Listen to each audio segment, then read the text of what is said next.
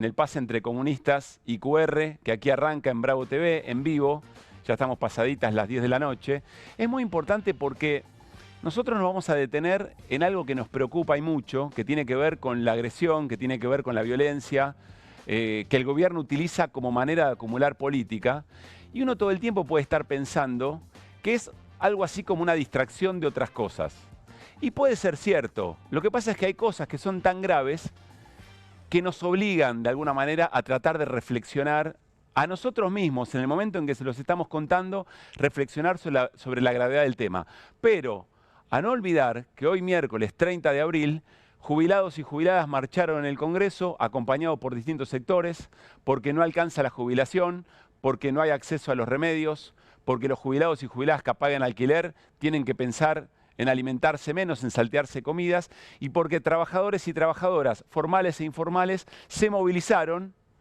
Es cierto, se podrían haber unificado los reclamos, son el mismo, pero se movilizaron al Monumento al Trabajo por Avenida Independencia de la Ciudad de Buenos Aires y en el resto del país. Y eso ocurre porque hay una demanda concreta, y es la demanda de la vida real. Es la demanda de la economía real, es parte de la macroeconomía. Y hay una pelea por algo que es el precio más importante que tiene la economía. Vieron que se habla mucho de los precios relativos. Bueno, hay un elemento que es el más importante y un precio que es el más importante, que es el salario. ¿Y es relativo a qué? Relativo a las cosas que se pueden adquirir con ese salario. Entonces, perfectamente un gobierno podría compararse, o los distintos gobiernos pueden compararse entre sí, en función de cuántas cosas se pueden adquirir con ese bien, con ese precio, que es el salario. Y ahí todos los números del gobierno, de cuánto aumentó en dólares, etcétera, etcétera, se rompe, se cae, se parte en pedazos. Pero esa es una comparación que el gobierno busca evitar. Ahora bien, dicho esto, quedó confirmado en las últimas horas lo que nosotros suponíamos desde hace varias semanas. Y tiene que ver con que el ataque al periodismo por parte del gobierno no es ya una casualidad en cómo se viene reiterando y en la escalada que se viene generando, sino que evidentemente es parte de la campaña. Es decir, que el periodismo es parte de la casta. Yo quiero insistir con algo. Esta no es una defensa corporativa de nuestra profesión. Y se lo vamos a explicar en un rato nada más, pero mantengan en la cabeza aquel poema de Bertolt Brecht, en algún momento vinieron por mí. Es cierto que hay un enojo, como con otras instituciones, como con otras entidades de nuestra vida en común, hay un enojo muy fuerte con el periodismo. ¿Y quieren que les diga algo? Hay razones para eso. Porque muchas veces el periodismo confundió el lugar donde se expresan los debates, donde se busca la verdad. Sí, hay verdades. Hay subjetividad, pero también hay verdades. Hay cosas que ocurren. El apego a las fuentes, la historización, contextualizar los acontecimientos, muchas veces esto se subvirtió, se le faltó el respeto. Y en buena parte hay cosas que nos ocurren porque el periodismo cruzó sus propios límites una y otra vez. Hemos sido muy críticos. Es más, recuerden los debates alrededor de la Ley de Servicios de Comunicación Audiovisual, de la Ley de Medios. Tenían un sentido. El sentido era tratar de generar una pluralidad de voces, para que haya distintos matices, para que haya un encuentro en el debate público entre distintas ideas y que lo que importe sea el argumento, no la capacidad que tienen algunos sectores de imponer su idea. Bueno, todo esto generó un deterioro muy importante de la actividad, de la vocación, del oficio del periodismo, es decir, del debate público, que engancha de alguna manera con algo que el gobierno viene a expresar. De la misma manera que hay un enojo con la política, un enojo con el Poder Judicial y con la democracia, si ustedes me permiten también. Bueno, ¿por qué decimos que confirmamos que lo del gobierno no es solamente un episodio, sino que es una decisión tomada y que esto va a ser parte de la campaña? Bueno, porque el gobierno insiste en trabajar el odio y que el odio sea parte de su manera de acumular política. Si no, vean este tuit de Milei, este mensaje de Milei de las últimas horas. Mensaje a los periodistas, dado que todo lo que lloran cada vez que les contesto a la montaña gigante de mentiras, calumnias, injurias que suelen decir, bla, bla, bla. Es decir, el presidente dice, no es que yo me la agarro con el que piensa distinto, me la agarro porque mienten, porque injurian. Bueno, en realidad está claro que no es así. El presidente a todo aquel que piensa distinto, es más, hasta puede tener enormes coincidencias con las políticas que lleva adelante el gobierno, pero de todas maneras cuando pega en la línea de flotación le molesta y mucho. Vamos al último párrafo. Si no empiezan a pedir perdón, cada día valdrá más la frase «la gente no odia lo suficiente a los periodistas». El presidente no reflexionó sobre invocar el odio en la sociedad respecto del periodismo. El presidente recarga esto. El presidente otra vez vuelve sobre lo mismo y no le tiembla absolutamente nada y no le preocupa que la violencia sea parte de su manera de construir política. Es muy difícil a esta altura del partido exagerar lo grave que es esto. Pero hubo alguien, y yo me animaría a decir en Carlos Pañi, un vocero de las políticas, si ustedes quieren, ortodoxas de la economía, de la vida social y de la vida política, que acompaña en algún punto lo que expresa el gobierno, un gobierno de estas características, insisto, en su esencia, en su mirada de país, respecto de lo liberal, a eso me refiero. Pero sin embargo, miren lo que hizo Javier Milei con el propio Carlos Pañi.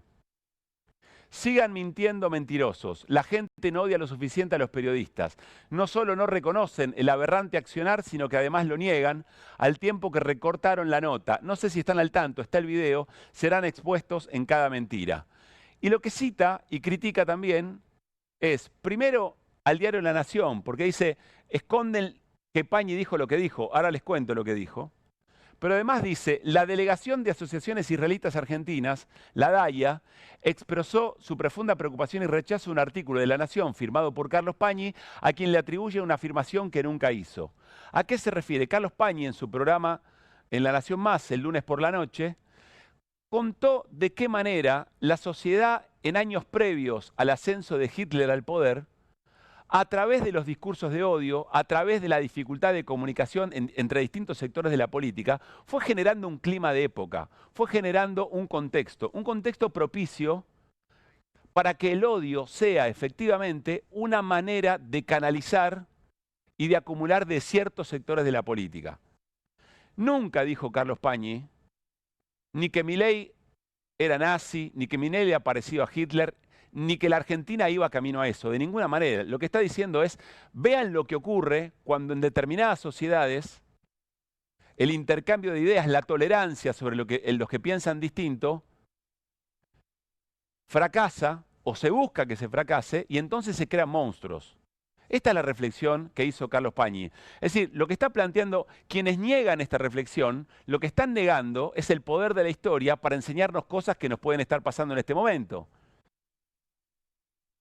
En definitiva, eso es con lo que se está peleando Javier Milei. Pero no importa, lo castiga y no es la primera vez que castiga a Pañi, insisto, alguien que en términos de pensamiento liberal podría coincidir en un montón de cosas que piensa Javier Milei. Y acá parece muy relevante una reflexión que hizo Jorge Fontevecchia el otro día cuando estuvo con nosotros en QR, que dice, hay que prestar atención a quién está castigando Milei, a quienes quiere de alguna manera condicionar respecto de lo que opinan. Escuchen lo que decía Jorge Fontevecchia en QR.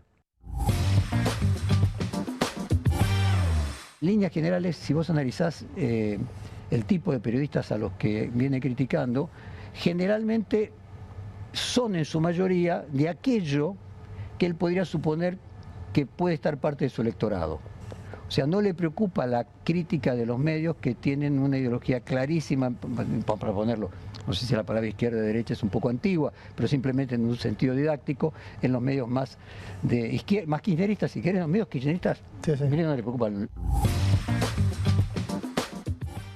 Lo que está diciendo Jorge Fontevecchia, lo que a quienes quiere intimidar el gobierno, es efectivamente aquellos que deberían, según el propio gobierno, colaborar con su propia narrativa, colaborar con su relato. Insisto, probablemente porque tienen algunas coincidencias en términos de visión de país. Y es muy interesante. Ahora, termina afectando a todos y a todas. Dos reflexiones. Una, es muy llamativo porque hay colegas que en este momento, hay sectores del periodismo que están recibiendo un hostigamiento, una violencia, una persecución muy importante, que deberían haber visto venir. Nosotros venimos alertando hace mucho tiempo sobre los riesgos de la construcción de discursos violentos, de discursos de odio, y un sector muy importante del periodismo decía, es una agenda woke, es una agenda progresista. Bueno, aquí estamos, los que en algún momento alertamos sobre estas cosas y no teníamos eco, sacando nuestra voz, exponiéndonos también a esos riesgos, a esa violencia cotidiana, como la que sufrió Roberto Navarro, como la que sufren ahora otros colegas, poniendo el cuerpo, poniendo el pecho por aquellos que no piensan como nosotros, pero ese no es el problema, sino que en algún momento negaban incluso las advertencias que hacíamos, no corporativamente desde el periodismo, como parte integrante de esta ciudadanía, frente a los riesgos de que el discurso violento se convierta en violencia en acción. Dicho esto, hoy, una pena que no pudimos rescatar ese tramo, pero hoy Ernesto Tenenbaum, en Radio con Vos, dijo algo muy interesante. Y es un ejercicio que tenemos que hacer. Y por eso, aquello de Bertolt Brecht, ahora vienen por mí. Ernesto Tenenbaum decía, hagamos el intento de reemplazar lo que hoy es periodistas, pero ayer era zurdos, reemplacémoslo por categorías que nos sean un poco más cercanas, un poco más afines. ¿Y qué estaríamos diciendo si el presidente, en vez de decir la gente no odia suficiente a los periodistas, diría la gente no odia lo suficiente a los docentes, no odia lo suficiente a los médicos, no odia lo suficiente a los universitarios, no odia lo suficiente a los judíos? Porque si cuando Milei hace mucho tiempo atrás hablaba de zurdos de mierda, hubiera dicho judíos de mierda, Milei no había construido su carrera política. Es decir, tenemos sensibilidades distintas respecto de lo que sentimos aquellos colectivos con los que Milei descarga su violencia de manera muy fuerte. Es un ejercicio que hay que hacer porque todavía no se han cruzado todos los límites. Se han cruzado muchos, pero todavía no todos. Y seguimos alertando sobre los riesgos de que el odio se convierta en una manera de construir un electorado.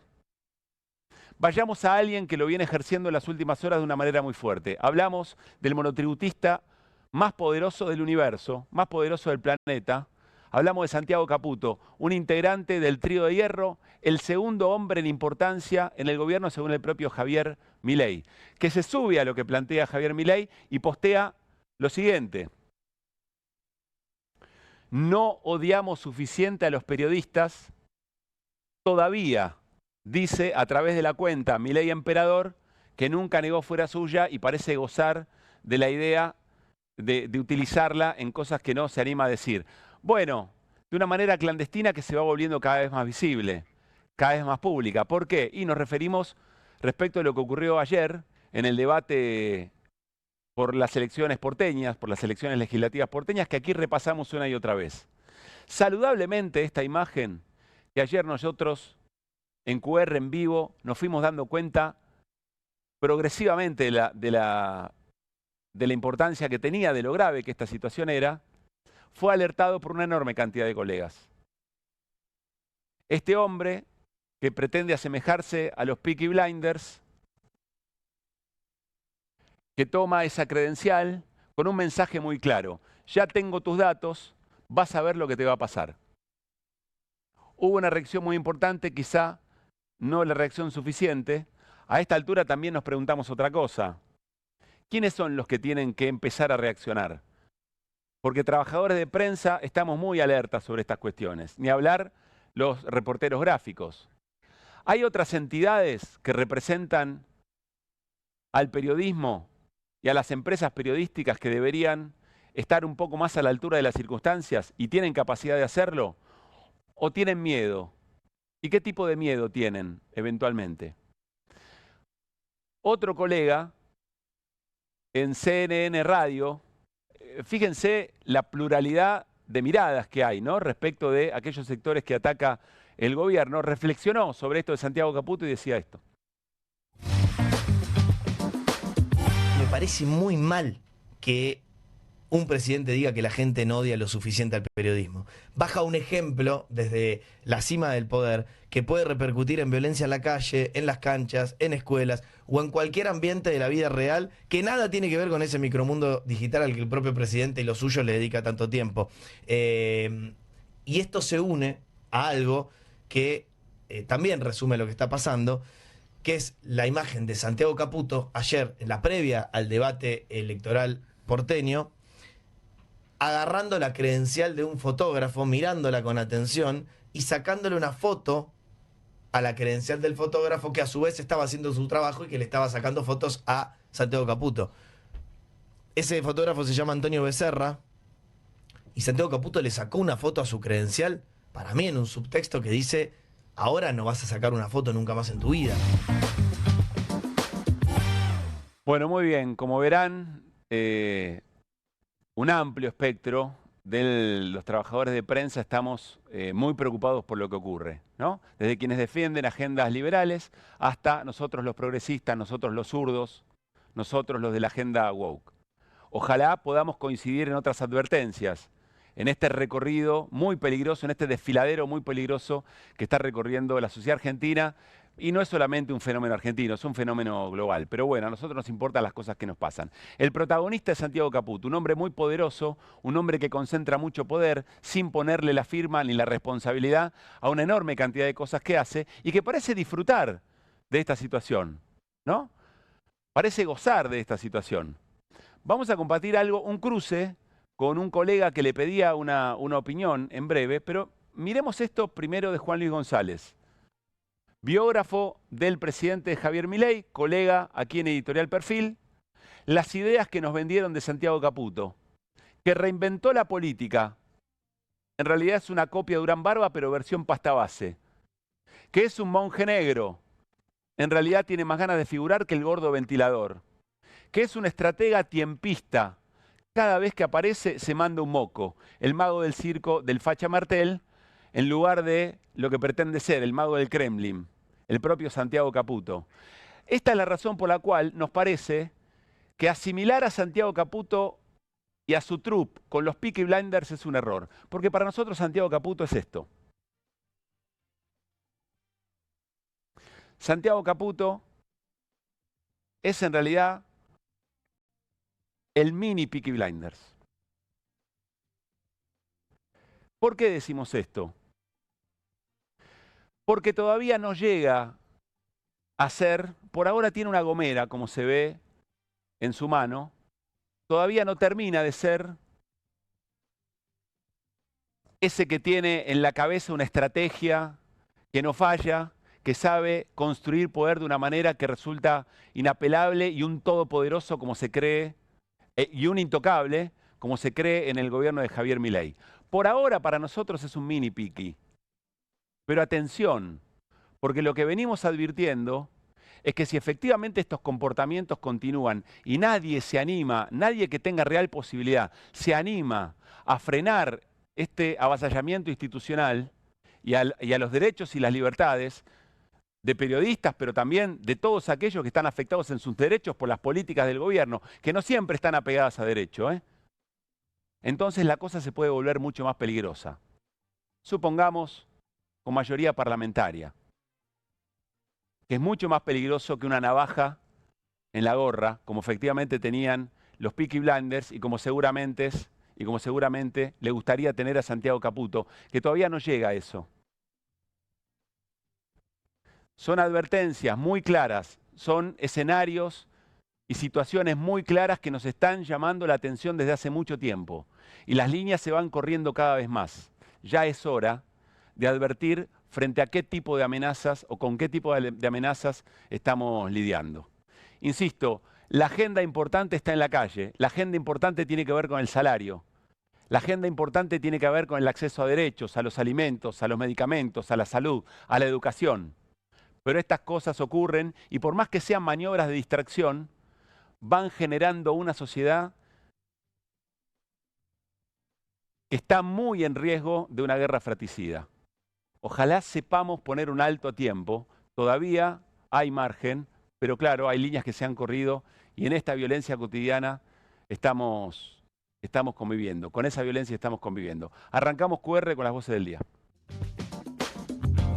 A trabajar desde Olivos porque bajo del dormitorio le doy hasta las 10, 12 de la noche. Ando en Mameluco porque si tengo un rato voy a ver a mis hijitos de 4 patas, Conan Murray, Milton, Robert y Lucas Jr. Ojalá sea un momento bisagra, en donde haya algunos señores que manejan nuestros destinos, que reflexionen un poco y digan, che, boludo, mirá que acá lo hacemos bien. Se han levantado muchos aportes, empuje, confianza. El asesor Caputo le sacó una foto, quería saber quién era el periodista porque quería efectivamente ver si había salido bien o no en la foto. Y me parece que está bien. Me parece muy mal que un presidente diga que la gente no odia lo suficiente al periodismo. Baja un ejemplo desde la cima del poder que puede repercutir en violencia en la calle, en las canchas, en escuelas o en cualquier ambiente de la vida real que nada tiene que ver con ese micromundo digital al que el propio presidente y los suyos le dedica tanto tiempo. Yo no soy bueno para los discursos políticos, para los actos, no es lo mío. Lo mío es el hacer, resolver problemas, ayudarte. Por eso algunos me dicen robot, me dicen alien de otro planeta, qué sé yo. Que en democracia, tras 40 años, 42, estemos planteando que tenemos miedo de decir cosas o que podríamos tener miedo de decir cosas por el qué dirán, es un retroceso enorme. No te digo hace 4 o 5 años, Fabián, te digo hace un año, por lo menos un 20% menos. Del año pasado, de la misma altura del año pasado a esta parte del 2025, digamos, estamos entre un 15 y un 18% menos de venta bruta. ¿Se notan los kilos? Francos, entre ser parte del delito y ser un incompetente y un boludo, eligió ser un competente y un boludo. La casta está más feliz que nunca en la Argentina. La casta mira como a los jubilados, como a los trabajadores, como a la mujer que va y a deslomarse a limpiar en una casa, le pagan con migajas. Esa es la verdad. ¿Y quieren más? Muy buenas noches al equipo de QR. Hola Guido Bambini, hola Tina Hauser. ¿Cómo están? Bueno, muchas preocupaciones sobre las que venimos conversando hace mucho, ¿no? Iri, sobre todo con vos del año pasado. Sí, uno se siente, yo a veces me siento un disco rayado, ¿no? Diciendo estas mismas cuestiones, pero finalmente y lamentablemente las cosas que pasan nos terminan dando la razón. Y lo decimos con toda humildad, porque, bueno, es un poco también lo que hablábamos con Jorge Fontevecchia esta semana. Tantos actos agresivos, tanta palabra violenta, es una pésima premonición, ¿no? de lo que puede venir. Y esta violencia, perdón Iri, ya se hizo carne. Digo, vos mencionabas el caso de Roberto Navarro, del golpe por la espalda que tuvo Roberto Navarro, pero a mí se me venía a la cabeza todo el tiempo Pablo Grillo, se me venía a la cabeza Caloyan y cómo lo echaron. O Natalia Maderna, que también la echaron. Es el colega que sacó la foto que permitió identificar al agente Guerrero, que es el que disparó la granada de gas lacrimógeno que impacta en la cabeza de Pablo Grillo. Exacto, una serie de compañeros que de algún modo han visto ejercida la violencia sobre ellos, desde lo físico y de lo más cruel de lo físico hasta también en términos laborales. Bueno, en los actos represivos de este gobierno también lo venimos remarcando, y esto es estadístico, hay una ofensiva muy enfocada hacia la prensa, hacia los fotógrafos y hacia los periodistas gráficos también, ¿no? O sea, cualquiera que tiene un cartel de prensa o que sea fácilmente identificable como alguien que está haciendo una cobertura para algún medio, es atacado con balas de goma, con gases, con lo que tengan a mano. Esto es literal, ¿no? Sí. Está bueno lo que traes porque es parte del asunto, pero también es como decía Pablo antes.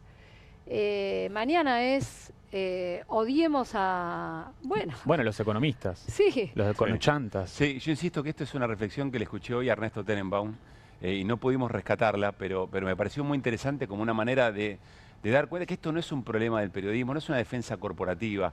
Desde ya que en el momento que se ataca al periodismo, se ataca a la libertad de expresión. En definitiva, lo que se quiere hacer es tratar de condicionar a todos, lo decía Paulino Rodríguez recién, ¿no?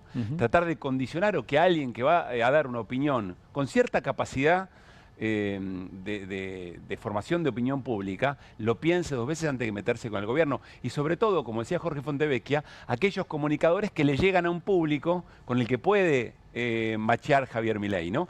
Mirá, hasta te digo, en la discusión, en su afán de quedarse con la representación del centro hacia la derecha. Claro. Pero es así, hoy es el periodismo, ayer fueron los docentes universitarios o los directores de las universidades, son los médicos, son los sindicatos, mañana sos vos, mañana somos nosotros como parte de otros colectivos, ¿no? Bueno, los organismos de derechos humanos, las madres, las abuelas, este gobierno ataca además con nombre y apellido, esa es una cuestión.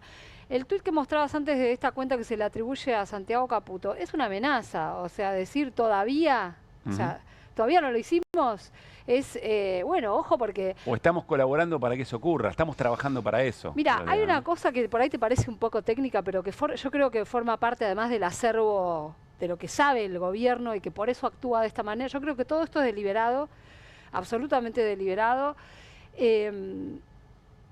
A raíz de ataques violentos de distinto tipo que comienzan siendo verbales, en el mundo esto se ha empezado a estudiar y en algunos lugares tiene nombre, científicamente hablando. Hay unas investigaciones en Estados Unidos que lo llaman terrorismo estocástico. Es por la estadística. Es una cuestión estadística. ¿Sabes para qué se usó, por ejemplo, para explicar el ataque al Capitolio? ¿No?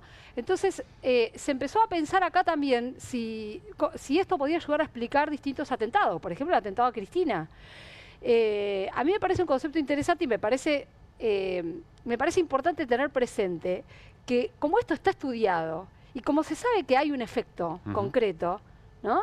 El gobierno lo sabe. Puedo decir que incluso nosotros somos muy verdes que no la vimos venir y tendríamos que estar un poco mejor preparados para este tipo de estrategias. No sé si tendríamos que estar mejor preparados, pero no la vimos venir. De hecho, el ataque a Cristina no lo vimos venir. No lo vimos venir. Y desde la pandemia, como también venimos contando, había mucha gente agitando violencia en un comienzo en YouTube, que era por ahí la plataforma que se utilizaba, pero después en todas las redes sociales. Gente que además hoy está cerca de Javier Milei, gente que forma parte de todo este llamado ecosistema de trolls que tiene, que algunos son personas de la vida real, ¿no? Desde el gordo Dan hasta Danán o hasta el tipito enojado, no sé. Me quedé pensando, vamos a volver sobre el atentado contra Cristina, porque no podrán creer a quién convocó la jueza Capuchetti, que como viene explicando Irina, está en una investigación residual respecto del atentado, no lo van a poder creer. Y está Carolina Gailiar para charlar con nosotros, diputada que integra la Comisión de Investigación del caso Libra. Hoy no se pudo poner en funcionamiento la comisión porque no hubo acuerdo para establecer la presidencia de la comisión. ¿Saben a quién quieren poner como presidente de la comisión? A un diputado de La Libertad Avanza que votó en contra de la conformación de la comisión. Bornoroni. Bueno, estas cosas están efectivamente ocurriendo. No quiero irme del tema, sé que está Claudio Jacqueline para charlar con nosotros, colega al que habíamos convocado para un análisis del momento político electoral, pero creo que está como vicepresidente de FOPEA también muy interesado en estos temas.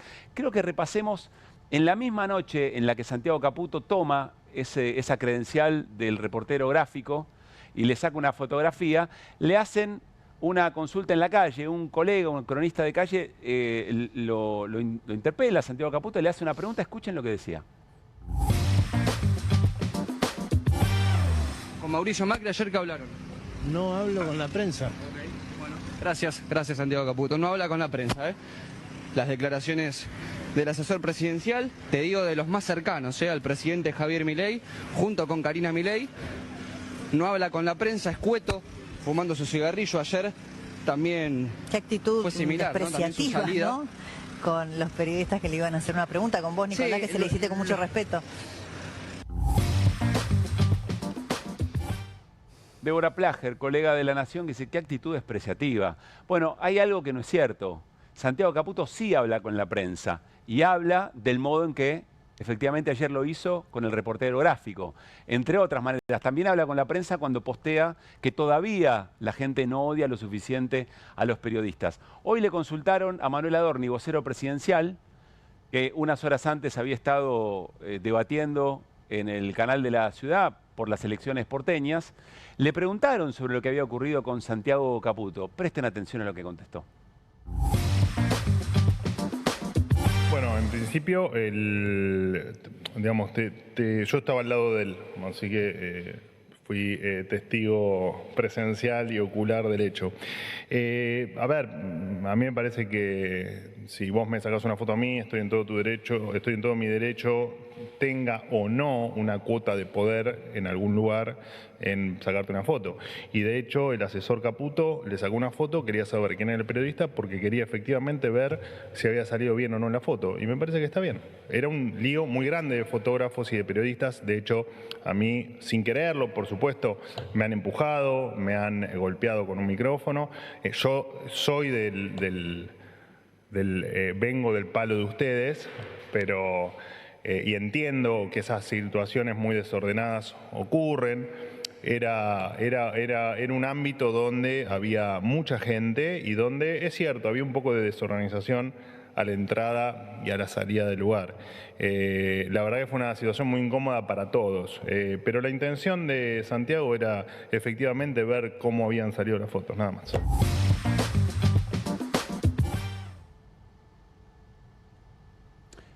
Yo creo que esto también es violencia. Tomarnos el pelo de esa manera, decir que Santiago Caputo quería registrar el nombre del colega para después pedirle las fotos a ver cómo habían salido. Yo no sé si el bonete y la nariz de payaso habría que ponérsela al vocero presidencial o a nosotros mismos cuando nos dicen estas cosas y parecería no haber reacción suficiente. Quiero saludar al colega Claudio Jacqueline, periodista de La Nación y también vicepresidente de FOPEA, que de alguna manera es como el sindicato de nosotros periodistas. Hola Claudio, ¿cómo te va? Pablo Caruso y todo el equipo de QR saludamos. ¿Cómo estás? Hola Pablo, bueno, déjame hacer la aclaración que no es un sindicato, existe un sindicato de prensa y no queremos ocupar ese lugar.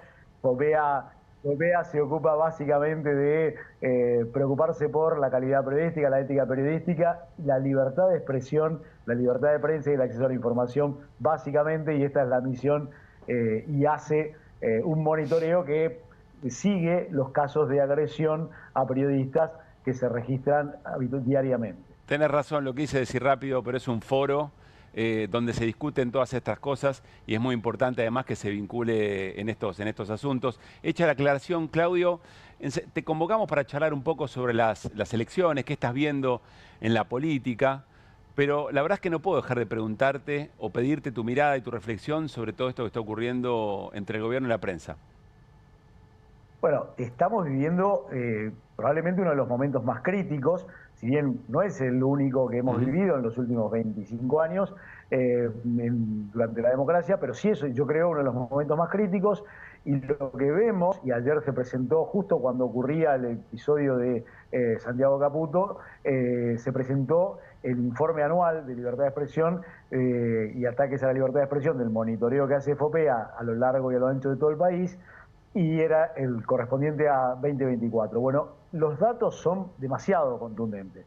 Los números de 2024 son los segundos más pronunciados de los últimos 20 años. 2013 es el último que había sido un poquito más alto, pero lo que muestra es un salto extremadamente preocupante de uno al otro, porque aumentaron 50% los casos, pero además el 80% de los casos provino de ataques a la prensa, ataques que muchos de ellos son verbales, de discurso estigmatizante, de descalificaciones.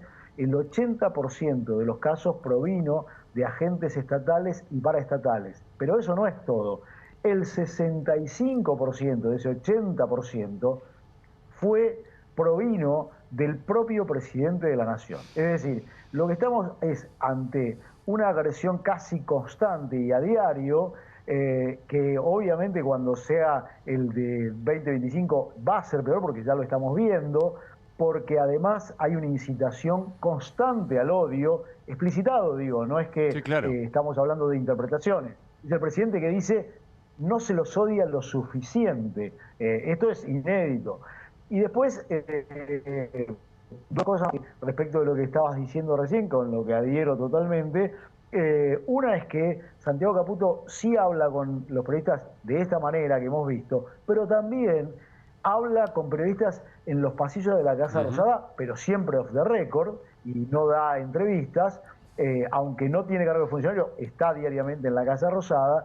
Y por otro lado, también respecto de lo que decía Manuel Adorni, no cabe duda que es una agresión, porque es un insulto a la inteligencia de cualquier persona, no ya de los periodistas, que a lo mejor nuestra inteligencia pueda ser limitada, pero decir que el asesor presidencial lo que quería era saber cómo había salido en la foto por una preocupación aparentemente estética, definitivamente es absolutamente agraviante a la inteligencia media de cualquier persona. Claudio, Guido Bambini quiere hacerte una consulta. Guido. ¿Qué tal, Claudio? ¿Cómo estás? Te quería consultar si tienen Hola, Guido, algún tipo de estadística comparada con otros países y otros gobiernos. Me imagino Bolsonaro en Brasil o la primera presidencia de Trump. Y después consultarte si hay alguna estrategia comparada que organizaciones como similares a FOPEA en esos países han llevado adelante. Bueno, sí hay, yo no lo tengo presente ahora porque FOPEA integra una organización que es de América Latina y el Caribe, que se llama Voces del Sur, que todos los 3 de mayo, que es el Día de la Libertad de Expresión, se produce el informe, se llama Informe Sombra, que son sobre las agresiones. Con lo cual sí es comparable y sí tenemos datos comparativos. Respecto de esto que vos preguntás, si hay una estrategia, si hay algunas cosas, bueno, en ese ámbito, que es Voces del Sur, hablamos mucho respecto de esto y tratamos de capacitarnos para ver cómo afrontar situaciones de violencia y agresión y en qué categorías encuadrarlas también, porque obviamente que son muy distintas, porque hay países que tienen situaciones mucho más graves. En el Caribe, todo lo que está ocurriendo en El Salvador, Nicaragua, bueno, ni hablar con el caso de Cuba, lo que ocurre en México con la violencia del crimen organizado, o lo que ocurre en Colombia, digo, hay situaciones que son más graves, pero todo el tiempo estamos buscando estrategias y herramientas para hacerlo de manera más eficaz, enfrentar estas situaciones. Una de ellas es participar de organizaciones internacionales, sacar de las fronteras esto, que ya lo hemos visto, la eficiencia que tiene con los casos de violaciones a los derechos humanos y delitos de lesa humanidad, cuando se hicieron saber y visibilizar puertas afuera del país, y esto lo hacemos permanentemente, y de hecho FOPEA presentó en los últimos años 3 casos ante la Relatoría para la Libertad de Expresión de la Comisión Interamericana de Derechos Humanos y ante la Comisión de Derechos Humanos de las Naciones Unidas, porque entendemos que esta es una manera de hacer ver y además que esos organismos ejerzan algún tipo de presión sobre gobiernos que tienen por premisa acallar a las voces que son disonantes con el discurso oficial. Irina Hauser. ¿Qué tal, Claudio? Buenas noches. Hola, Irina, ¿cómo estás? Bien. ¿Qué pensás que busca el gobierno y qué consigue con esto? Bueno, la verdad es que ya a esta altura he entrado en la etapa del desconcierto, porque si bien todos hemos leído El mago del Kremlin, Los ingenieros del caos, entendemos más o menos cómo es esta dinámica que empezó con quienes fueron los hacedores de Beppe Grillo en Italia, que siguió con Steve Bannon en Estados Unidos, que continuó y se profundizó con Víctor Orbán en Hungría. Digo, tenemos bastantes elementos para saber. Ahora, llega un momento que empezamos a ver que excede lo que parece ser una estrategia, que algunas cosas parecen ser producto de ideas, temperamentos y reacciones que son absolutamente personales, pero de todas maneras lo que parece ocurrir es algo que cita Giuliano da Empoli en El mago del Kremlin, cuando dice no hay que dar noticias, no hay que dar argumentos racionales o falsos, eso carece de importancia, dice Giuliano da Empoli. Hay que enfurecerlos a todos, todo el tiempo, todavía más. O sea, la idea de provocar la furia, de descalificar, también Giuliano da Empoli hace mención a que lo mejor que nos puede pasar es que nos acusen de estar atentando contra la democracia, dice Giuliano da Empoli. Entonces lo que estamos viendo es, por un lado, una estrategia, por el otro lado parece haber reacciones que tienen que ver con lo personal, con la cosmovisión que tienen algunos dirigentes y que exceden, parece, la estrategia. Ahora, lo cierto es que estamos viendo algo que yo empiezo a analizar desde esa óptica, y que es lo que ha dicho uno de los padres de la politología moderna, que es el español Juan Lins, que es lo que algunos denominan situación autoritaria. No régimen autoritario, pero sí que empieza a gestarse una situación autoritaria donde lo que se trata es de acallar voces, provocar la censura. Ricardo Saavedra en el informe anual escribía que libertad de expresión no es insulto y mucho menos proveniente del poder, porque lo que busca es la censura indirecta.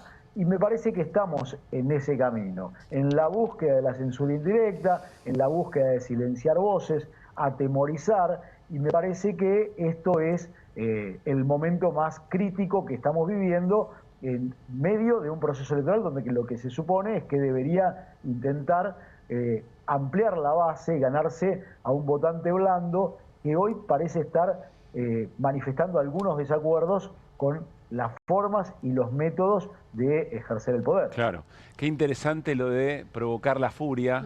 Nos da para otras charlas, Claudio, que me encantaría que tengamos, porque pienso, y reconociendo subjetividades distintas en los medios en los que trabajamos y las diferencias que podemos tener sobre la valoración de ciertas políticas públicas, el mejor antídoto para ese desborde emocional provocado, inducido, probablemente sea que nos juntemos a charlar y recuperemos el argumento y el intercambio de ideas, ¿no?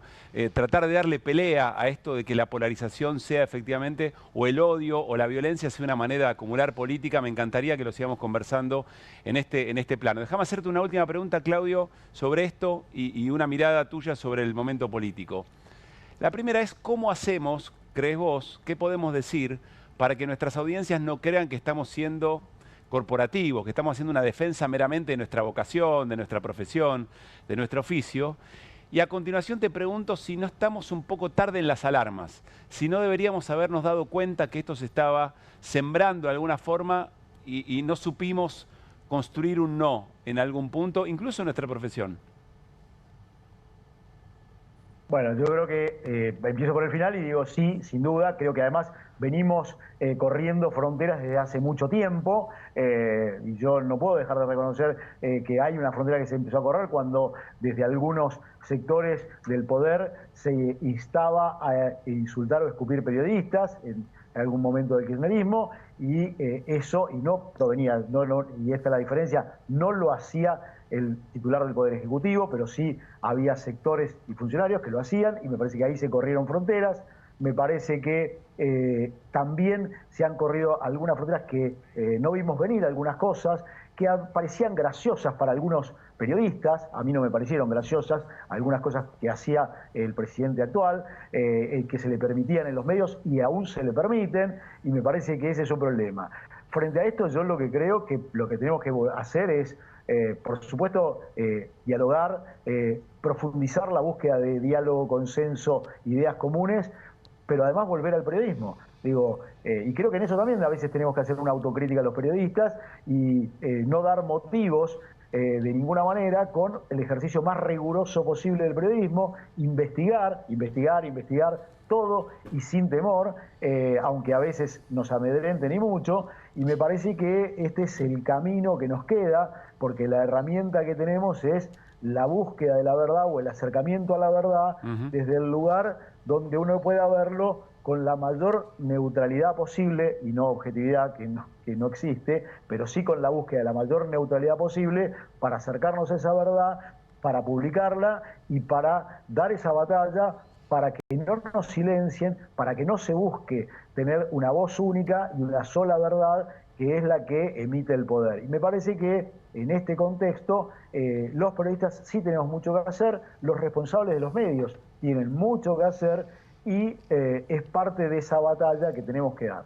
Claudio, te lo he dicho varias veces, me parecen sumamente interesantes y valiosos tus análisis políticos en La Nación. Déjame sacarme un gusto, déjame preguntarte, ¿qué estás mirando? ¿Dónde estás poniendo el foco en las elecciones en la ciudad de Buenos Aires? Y si vos querés la proyección de eso sobre el resto de las elecciones que vienen. Mira, el foco lo estoy poniendo sobre todo para mí en cómo se dirime la disputa, porque me parece que va a tener muchísima proyección. Hay dos elementos que hay que tener en cuenta. Uno es cómo le va al PRO, porque va a determinar mucho lo que vaya a pasar en la provincia de Buenos Aires, y mucho también cómo le va al peronismo. Sobre todo el peronismo representado oficialmente por Leandro Santoro. Y me parece que esas dos son las dos cosas que van a tener proyección, porque de hecho es una elección que ha sido nacionalizada, y sobre todo ha sido nacionalizada por el gobierno nacional poniendo a su vocero como candidato, como primer candidato. Entonces, me parece que ahí, cómo le vaya al PRO, puede ser decisivo para saber si estamos ante el final del PRO, y cómo le vaya a Leandro Santoro, porque no solo va a proyectar una posible recuperación del sector del peronismo, sobre todo más cercano al kirchnerismo, y más del ámbito metropolitano, porque también probablemente lo que le dé es un nuevo discurso, porque claramente el discurso, la narrativa que representa hoy Leandro Santoro no es la narrativa histórica que ha tenido el kirchnerismo en los últimos años. Entonces es probable que lo que le dé es una nueva impronta si eso funciona en la ciudad de Buenos Aires. Con dato o por tu intuición de análisis político, ¿vos crees que el PRO va a ir aparte, va a presentar lista aparte en la provincia de Buenos Aires o va a terminar de alguna manera plegándose a la Libertad Avanza? Porque eso define mucho en la provincia, ¿no?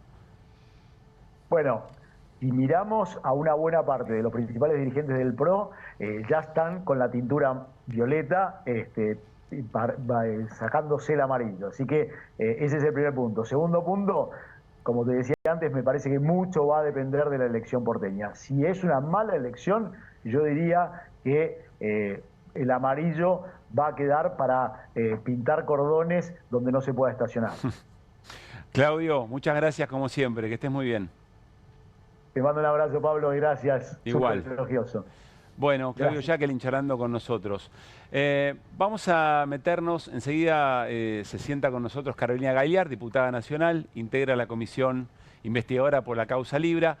Ayer, interpelación al jefe de gabinete Guillermo Francos, hoy reunión de la comisión, ya vamos a hablar de eso, a mi modo de ver un escándalo, lo que está ocurriendo en ese sentido. Pero ayer Guillermo Francos sostuvo como base de su hipótesis de que Javier Milei no tiene nada que ver con la estafa Libra, diciendo que Milei había actuado desde el ámbito de lo privado, porque no estaba en casa de gobierno. Vean.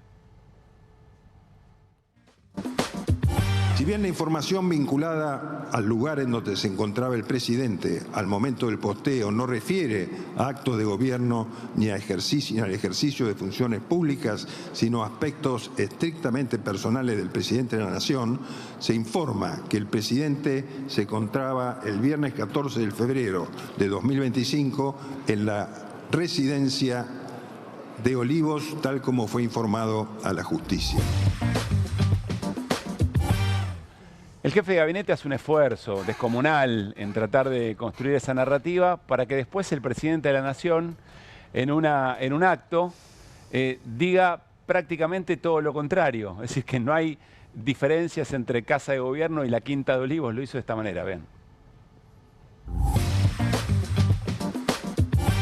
A mí me gusta trabajar desde Olivos porque me evita tener que viajar, digamos, y ya bajo del dormitorio 6 de la mañana, 7 y con café en mano le doy hasta las 10, 12 de la noche, o sea, entonces sí ando en mameluco porque si tengo un rato voy a ver a mis hijitos de 4 patas, Conan, Murray, Milton, Robert y Lucas Jr. Después vamos a volver sobre esta participación de Javier Milei porque dejó mucha cosa para mencionar. No hagan foco en los 4 hijos de 4 patas, hagan foco en el tiempo que pasa en la Quinta de Olivos y ejerciendo su rol como presidente en ese lugar por las razones que fueran. Carolina Gagliard, ¿cómo estás? ¿Cómo están ustedes? Gracias por invitarme. Bienvenida y gracias por venir. Eso es solo uno de los elementos, me imagino, ¿no? Como bueno, para ayer tuvimos la interpelación al Sí. jefe de gabinete de ministros, faltaron 2 ministros, o sea, faltó Cunio, faltó Caputo y también faltó la autoridad que está al frente de la Comisión Nacional de Valores, que era alguien que nosotros habíamos pedido también la interpelación, con lo cual, bueno, nosotros lo que planteamos ayer en la interpelación a Francos es que tienen obligación los ministros de comparecer cuando uno los convoca al Congreso a dar explicaciones. El Congreso tiene la facultad del control político entre poderes, digo esto de pesos y contrapesos. Ayer Francos hizo mucha agua, y oscureció más de lo que aclaró respecto a dilucidar algunas cuestiones de lo que fue la estafa de Libra. Vos pensás que lo que ocurrió involucra nada más ni nada menos que al presidente de la Nación, que si no hubiera tuiteado esa información que él dice que era pública, pero en realidad quien primero tuiteó con el contrato y el link del contrato para poder comprar la criptomoneda fue el presidente de la Nación. A mí me parece que hay un elemento, entre tantas cosas que hay, un elemento muy claro para la audiencia. Es decir, de alguna manera lo más gravoso o todo se reduce a de dónde obtuvo el presidente ese contrato, es decir, el acceso directo a la compra, por lo que entiendo, pocos segundos después de que se creara. Bueno, yo creo que ahí es central esa pregunta, que fue la primera pregunta que hizo el bloque de Unión por la Patria al jefe de gabinete de ministros, es ¿quién le acercó el link para la compra de la criptomoneda que publicó el presidente? ¿Y por qué eso es importante? ¿Por qué es importante? Porque Milei fue la primera persona en las redes, en el universo, en publicar el contrato, con lo cual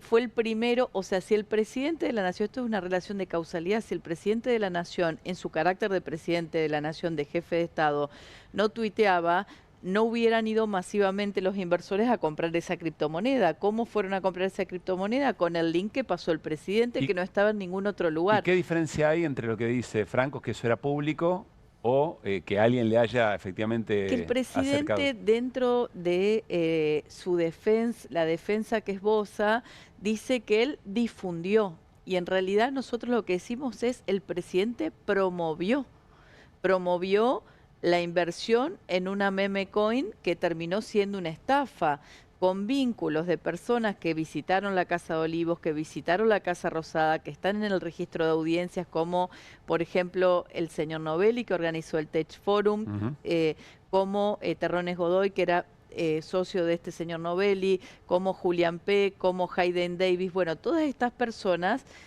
visitaron tanto la Casa de Olivos como la Casa Rosada, y ayer el jefe de gabinete de ministros no pudo contestar ninguna de las preguntas donde nosotros le requerimos, bueno, y ustedes, antes de que el presidente publique y llame a invertir en esta criptomoneda que supuestamente iba a ser dinero para las pymes del país, ¿qué control hicieron? ¿La CNB controló a estos sujetos si eran serios?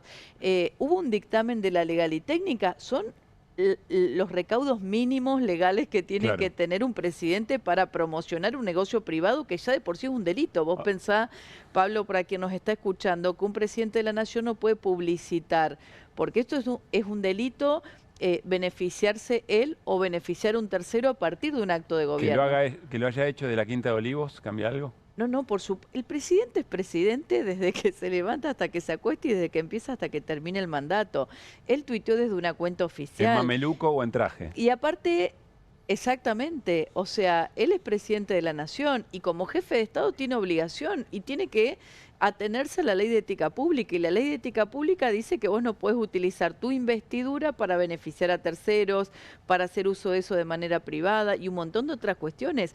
Acá claramente hay una violación flagrante de la ley de ética pública. Franco ayer dijo que él como jefe de gabinete de ministros no habló con el presidente desde que el presidente tuiteó hasta que borró el tuit. Franco dijo ayer que él no requirió ningún informe técnico antes de que el presidente tuiteara. Esto es gravísimo, o sea, que no hayan tomado los recaudos. Y por otra parte, ni siquiera se constató, el gobierno fue advertido de que esta gente que organizaba el Tech Forum eran unos chantas. Lo advirtió Maximiliano Friedman, lo dijo en un tuit, del gobierno se comunicaron con él. Él es un emprendedor de economía del conocimiento, vos tenés personas, emprendedores que están en el negocio de criptomonedas, que son personas que están como reconocidas. Una suerte de cita de autoridad, le dijo al gobierno que eran chantas. Le dijo al gobierno, miren, estos que organizan el Tech Forum son poco serios, palabras criollas, son unos chantas. En el mundo de criptomonedas los conocemos como unos chantas. El gobierno se comunicó con él. Esto él nos lo dijo en una comisión, la reunión de comisión de comunicaciones, donde nosotros citamos a especialistas en criptomonedas después de la criptoestafa. Y él contó que se comunicaron con el del gobierno y le preguntaron qué sabía, acerca de estas personas, él contó todo y sin embargo siguieron adelante, sin embargo no requirieron consulta y esto termina en una estafa con un montón de personas damnificadas, con un Estado que Milei representa que puede ser incurrir en responsabilidad internacional porque hay demandas por estafa a nivel internacional. Claro. Entonces, bueno, las implicancias son muchísimas. Ayer el jefe de gabinete hizo agua, dijo que este era un asunto entre privados, lo cual se contradice ya que el gobierno lo que hace es crear una unidad especial de investigación y en ese decreto donde crea una unidad especial de investigación para investigar si los funcionarios del gobierno incurrieron en corrupción, dice esto. Entonces, ahí se contradice el jefe de gabinete. Al final era un tema entre privados, pero entonces, ¿por qué el gobierno arma una unidad especial para ver si hubo corrupción? Irina. Yo te quería preguntar, ¿por qué tiene la Cámara de Diputados que ocuparse de este tema habiendo una causa judicial? Bueno, es una muy buena pregunta, Irina, y hoy se discutió en la comisión investigadora. En realidad, el Congreso ejerce el control político. En realidad, lo que hoy tendría que estar aconteciendo es que nosotros tendríamos que estar en la comisión de juicio político llevando adelante la investigación correspondiente, porque lo que dice la Constitución Nacional es que el Congreso lleva adelante, la Cámara de Diputados acusa en causas de responsabilidad contra el presidente. Y acá hay una causa de responsabilidad clarísima contra Javier Milei. Más allá de la responsabilidad jurídico-penal que investiga la justicia. Mira, el juicio político tiene 3 causales. Una es el mal desempeño. Para que vos incurras en mal desempeño, no necesariamente tenés que haber cometido un delito. De hecho, podés ser acusado y llevado adelante el juicio político por una causal de mal desempeño que no configura un delito, o por un delito en el ejercicio de la función, que en este caso sería la estafa, o por un crimen común. Esas son las 3 causales. ¿Qué se hace en la Cámara de Diputados? Se investiga y luego se acusa. Lo que hubiese debido, o lo que tendría que haber ocurrido, Irina, es que la Cámara de Diputados se constituya la Comisión de Juicio Político y por el artículo 90 del reglamento de la Cámara, la comisión investigadora en causas de responsabilidad del presidente de la Nación o los jueces de la Corte es la Comisión de Juicio Político. Hoy estamos haciendo esta pantomima de comisión investigadora porque muchos miembros de la oposición política no se animan o no quieren o dicen que es mucho el juicio político. En realidad, la Cámara de Diputados lo único que hace es investigar. ¿Y quién preside, con estas aclaraciones, quién preside la comisión investigadora del caso Libra? La comisión hoy, se creó por una resolución de la Cámara de Diputados. Hoy se debían elegir las autoridades, asistimos y hubo una votación donde se empató la votación. Es decir, el oficialismo propone que presida la comisión investigadora un miembro del oficialismo que votó en contra de crear la comisión investigadora porque ellos entienden que la responsabilidad la tiene que definir, que quien tiene que investigar es la justicia. Ahora, Carolina, vos es que no dejan de sorprenderme estas cosas. No, a mí me indigna. En cualquier grado de escuela primaria, si vos explicás a pibes y pibas de escuela primaria que querés poner al frente de una comisión investigadora a alguien que no la quería realizar, los pibes te dicen, che, no, mejor que la lleve adelante a alguien que tenga ganas de investigar esto. Bueno, mira, Pablo. Es como Adorni diciéndonos que Santiago Caputo Pablo, lo que quería era verse en la foto Santiago Caputo. Mira, yo ayer sentí cuando el jefe de gabinete con su parsimonia decía, es un asunto entre privado, bueno, no, yo no hice nada, yo no vi, yo no controlé, y no pasa nada. Yo ahí digo, es joda esto. Es joda que la comisión investigadora proponga que la presida alguien que no quiere que se investigue. Alguien que ayer dijo en la sesión, no sirve para nada la comisión investigadora. Por lo menos, si no dejan que se constituya la comisión de juicio político, que es la que corresponde por constitución y por reglamento de la Cámara, que debería estar investigando, pero que Martín Menem se ocupó de que nunca se constituya y hay una irregularidad ahí que tiene que resolverse, bueno, por lo menos debería definirse que alguien lleve adelante la investigación. Por lo pronto, lo que se acordó en la reunión de hoy fue ir a la próxima sesión y a la próxima sesión votar el presidente de la comisión y que se tiene que aprobar un reglamento y comenzar con las medidas de prueba. Yo creo que las medidas de prueba se tienen que instrumentar en función de los hechos que nosotros tenemos que probar. Hay una serie de hechos que hay que probar, entre esos, bueno, con prueba documental, las audiencias que hubo en la Casa Rosada, la responsabilidad del presidente, qué controles tomó, porque el presidente tiene una obligación de que cuando hace sea legal un decreto, pero también una obligación, un deber de garantía de legalidad, claro, de que su omisión, en su dejar de hacer, también cuidar la legalidad, ¿no? Guido. Sí, no, te iba a preguntar qué probabilidad veías que en el futuro efectivamente se conforme la comisión. Digo, decís en el recinto, ¿crees que el oficialismo, digo, va a intentar tener mayoría para poder poner de presidente a alguien de su bloque? Mira, ayer quedó claro que el gobierno hace agua con el tema Libra, que hay muchos agujeros, que hay muchos huecos, que hay mucha oscuridad, que hay muchas cosas. Pero bueno, hoy día estamos en una sociedad donde es raro, ¿no? Ayer el jefe de gabinete no pudo contestar nada y sin embargo eso debería ser un escándalo. Hoy debería ser un escándalo que la comisión investigadora para investigar no haya podido definir autoridades y no hayamos podido ponernos de acuerdo. A mí me da vergüenza que el Parlamento no funcione. Hoy deberíamos haber... que legisladores que yo respeto sean cómplices de no haber nombrado. El radicalismo, por ejemplo. El radicalismo, una parte del radicalismo, hoy votó para que presida la comisión alguien que no quería que investigue, como es el presidente de la Libertad Avanza, Bonoroni. Y la verdad yo digo, ¿qué le estamos mostrando a la ciudadanía? ¿Qué pensarán los ciudadanos? Nosotros tenemos la obligación, Irina, y esto para responderte a vos, desde el Congreso, de dilucidar qué pasó. Está claro que la comisión investigadora va a investigar, va a realizar una investigación que va a quedar en un informe o en literatura política, porque no hay un curso de acción posible después, como si en la comisión de juicio político, donde vos decís, bueno, se determina responsabilidad, se acusa y luego continúa y se juzga en el Senado. Eso no va a ocurrir en la investigadora, pero por lo menos en una justicia que no funciona, porque estamos viendo que no han imputado aún, que se la pasan en medidas de prueba y va bastante lento. Bueno, el control político del Congreso es importante porque el Congreso juzga responsabilidades políticas. Carolina, hay una reflexión de Nicolás Massot, que entiendo integra la comisión, sí, también que me resultó interesante, la podemos compartir a ver qué pensás. La secretaria general de la presidencia, Karina Milei, y el vocero presidencial, Manuel Adorni, no es ningún capricho, lo dijimos ayer.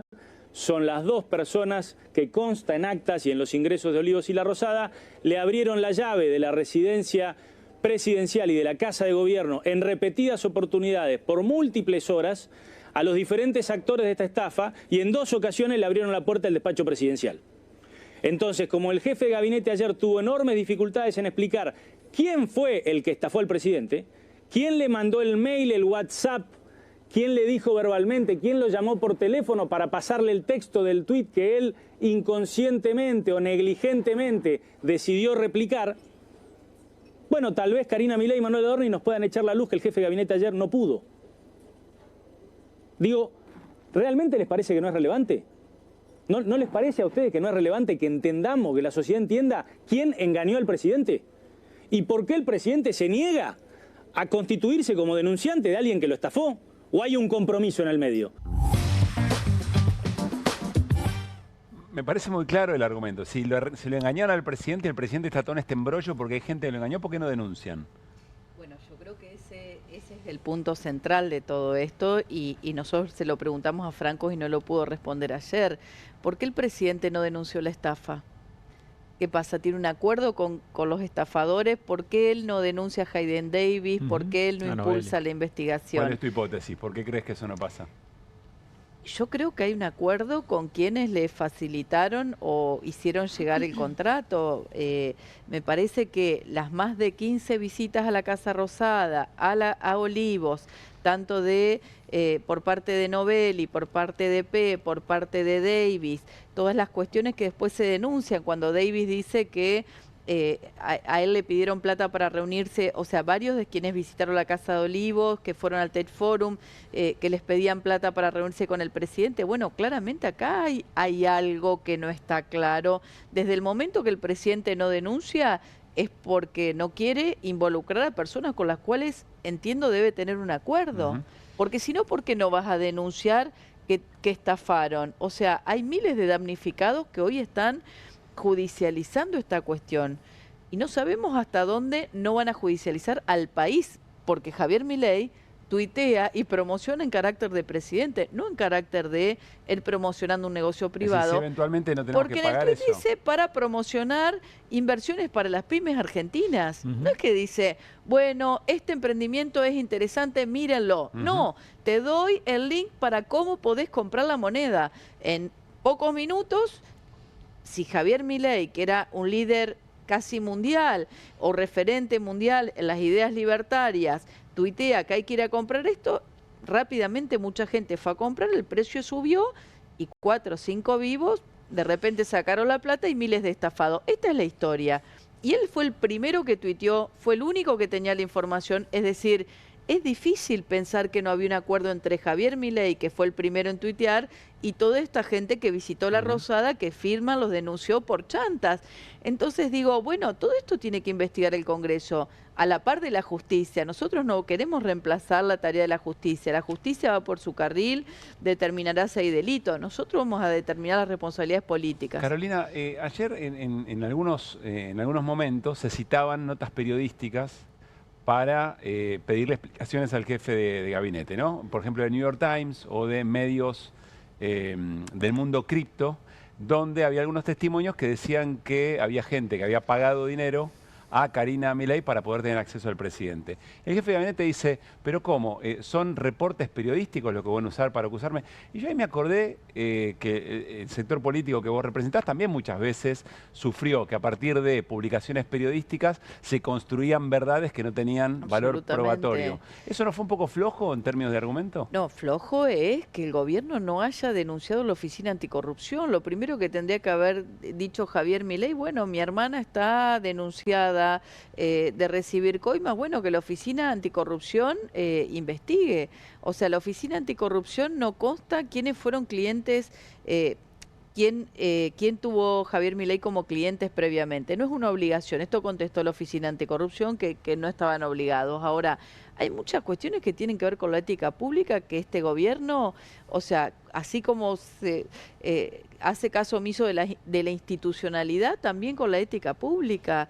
Digo, no hay ningún límite en las cuestiones. Y ahí, bueno, yo creo que con el tema de las denuncias, ayer lo decía uno de mis compañeros que interpelaban, bueno, Diógenes Casares, que fue uno de los que denunció... Marino.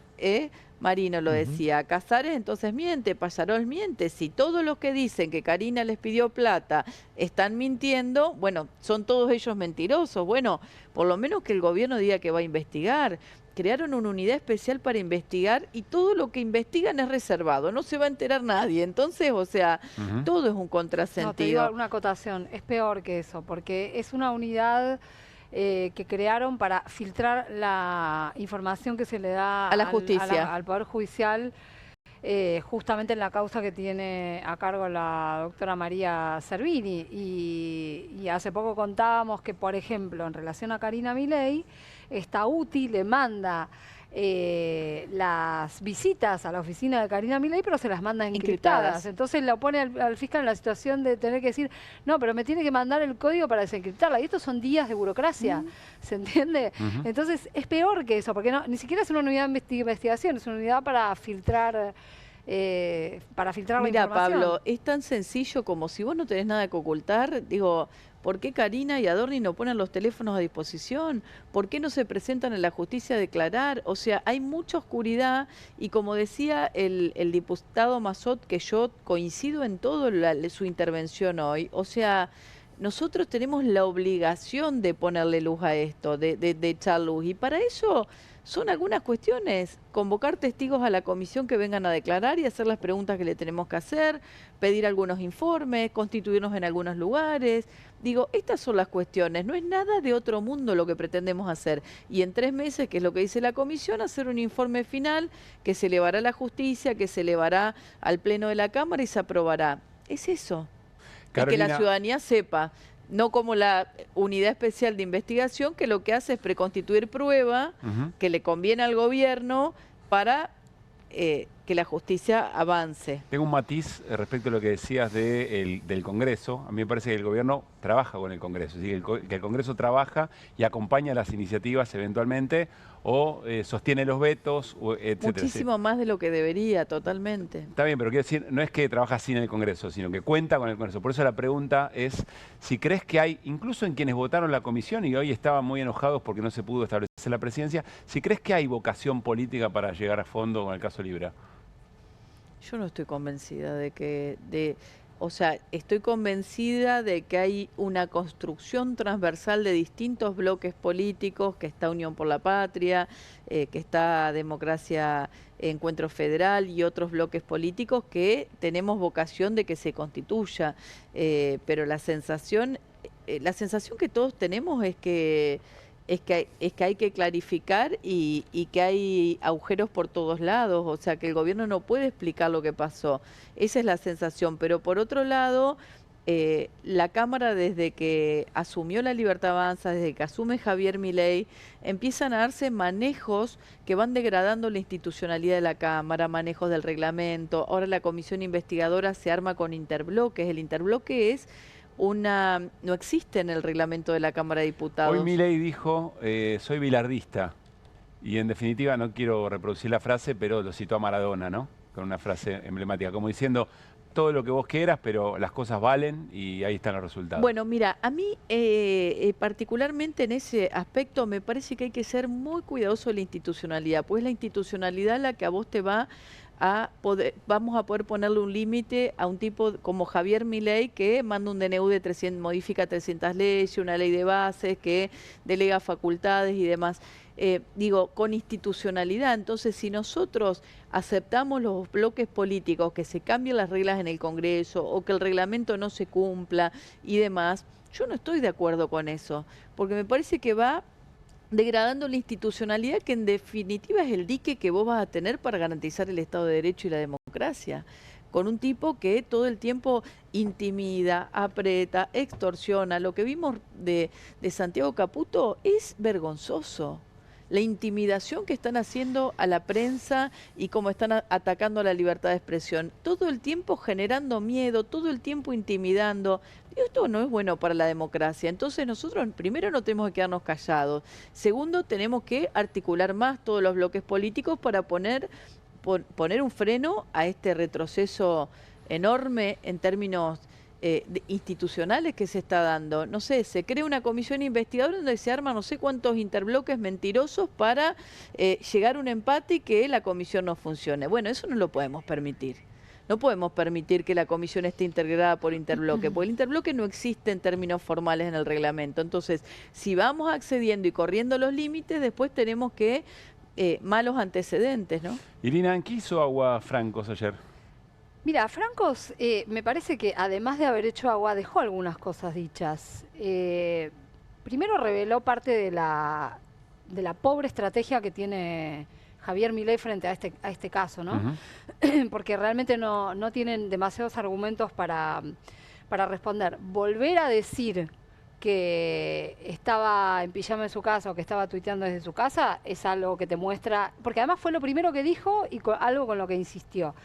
Pero a mí me parece que además de que Francos hizo agua, fue interesante algunas cosas que... Hoy Milei reconoce que trabaja como presidente. Claro, encima lo tenés Olivos, ¿no? reconociendo, claro. Bueno, pero o sea, él dice, trabajo en la Quinta de Olivos. No es que no dice, es su casa tampoco, no es su casa, pero no es que dice, estoy haciendo fiaca, entonces no estoy de presidente. Sí. Pero fíjate qué curioso que Francos insiste con esa teoría. Pero unas cosas que me interesaba subrayar, que las dijeron algunos diputados y diputadas, y que a las que Francos no puede responder o responde con evasivas. Por ejemplo, el Tech Forum fue un evento privado, cerrado a la prensa. Esto lo destacó Itai Hackman en algún momento, y a mí me pareció un dato muy relevante, porque, o sea, ahí no tenía modo de acceder el periodismo. Fue cerrado, fue secreto, ¿no? No es que lo estuvieron en ese momento difundiendo, vengan todos y escuchen, porque acá se va a cocinar el futuro de la Argentina. Sí. No fue eso. Y otra cuestión es que también terminó diciendo, y hasta recurriendo a invocar reglas de Estados Unidos, que la CNB no tiene regulaciones. La CNB es la Comisión Nacional de Valores. No tiene regulaciones en esta materia, ¿no? En cuanto a las operaciones con criptoactivos. Con lo cual, sería doblemente necesario que haya un control de parte de integrantes del gobierno si se va a producir algo de esta magnitud. Porque ellos siguen hablando incluso de una tokenización a gran escala. Decime si no es necesario que pongan el ojo ahí, si ellos mismos te están reconociendo... Que es parte de una política pública. Claro. Ellos se jactan de no tener regulación. Pero acá la falta de regulación es lo que colabora con que se haya cometido una estafa. Es ese, igual el punto ahí, que es importante, esta pregunta se la formulé yo al jefe de gabinete, es, si bien no está, la CNB no controla, la Comisión Nacional de Valores, a los activos digitales, como el caso de las criptomonedas, sí tiene un registro de los sujetos que operan con activos digitales. Es decir, si ellos iban a hacer un acuerdo para promover esta moneda, tendrían que haber chequeado mínimamente si Kelsen Ventures, si Keep Protocol o Novelli estaban dentro de los sujetos, y ninguno de ellos estaban. Además es público eso. Eso es público. Eso entra cualquiera, te fijas, y no está ninguno de ellos inscripto, y deberían estar inscritos si van a hacer operaciones acá. Y una cosita más para recordar, que bueno, ha quedado perdido entre tanta información. Yo no sé si ustedes se acuerdan que en un momento circuló un borrador de un acuerdo o de un principio de acuerdo de Hayden Davis con el gobierno, ¿no? Después no se volvió a hablar de esa cuestión. Pero eso probablemente vaya a ser en el futuro un elemento clave para entender que esas reuniones tienen una explicación y que el Tech Forum tiene una explicación más allá de que vengan todos contentos a visitar la Argentina y a tener lindas conversaciones. Carolina, cerrá como quieras. No, haceme una pregunta porque no sé qué decir. Se me ocurrió ahora, ¿dónde está Hayden Davis a todo esto? Con los $100 millones está. Sí. Bueno, tiene $100 millones. Que había dicho que era plata de la Argentina. Está esperando que le digan a quién entregarle el dinero, ¿no? Eso, yo creo que está muy clara la relación o la vinculación entre Novelli, que es la pata local, Keep Protocol, Julián P., que sería el nexo con Davis. Davis había estado recorriendo ya el país con empresarios para hacer inversiones en el con Aranda, ¿no? Con Aranda. Y de hecho, bueno, ahí se generó cierta suspicacia respecto a las visitas de Hayden Davis y a las recorridas por el país. Bueno, creo que la comisión tiene que funcionar, que el Congreso... ¿Tiene fecha la sesión en la cual se decidirían las autoridades? Entiendo que es la semana del 14 que vamos a tener la próxima sesión, y ahí nosotros vamos a someter a votación la elección de autoridades como para que la comisión empiece a funcionar. Entiendo que tenemos que cambiar la integración también, porque si no cambiamos el número y la integración no vamos a poder aprobar las medidas de prueba, porque no vamos a tener la mayoría. Entonces creo que hay que apelar a la razonabilidad, ¿no? Que es algo que Principio de falta. Revelación, diría Javier Milei, se va a observar en esa sesión, ¿no? Gracias. Carolina, gracias por haber venido. Gracias a ustedes. Nos vamos a ir a una tanda. Al regresar nos vamos a meter en los motivos de la movilización de hoy. La de jubilados y jubiladas la venimos sosteniendo, sobre todo la que tiene que ver con el Día del Trabajador y la Trabajadora, al monumento al trabajo. Y vamos a seguir hablando sobre el atentado contra Cristina Fernández de Kirchner, porque siguen habiendo novedades. Todo esto después de la tanda.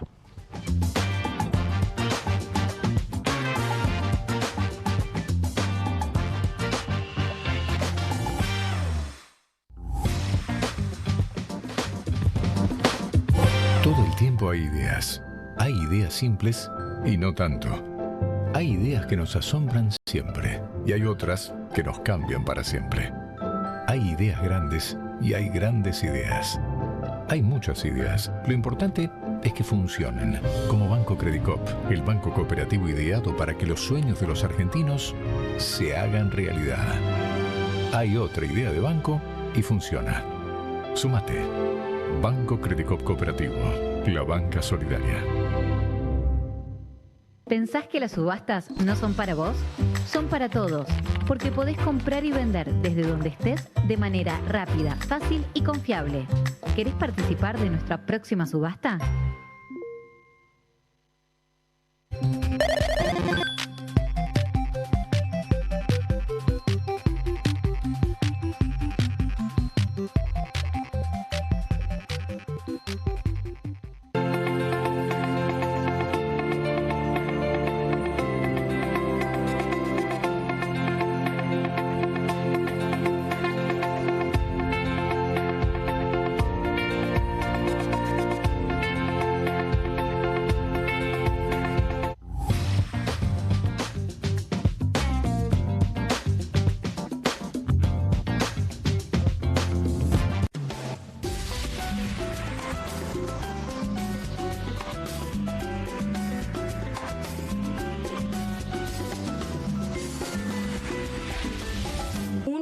2.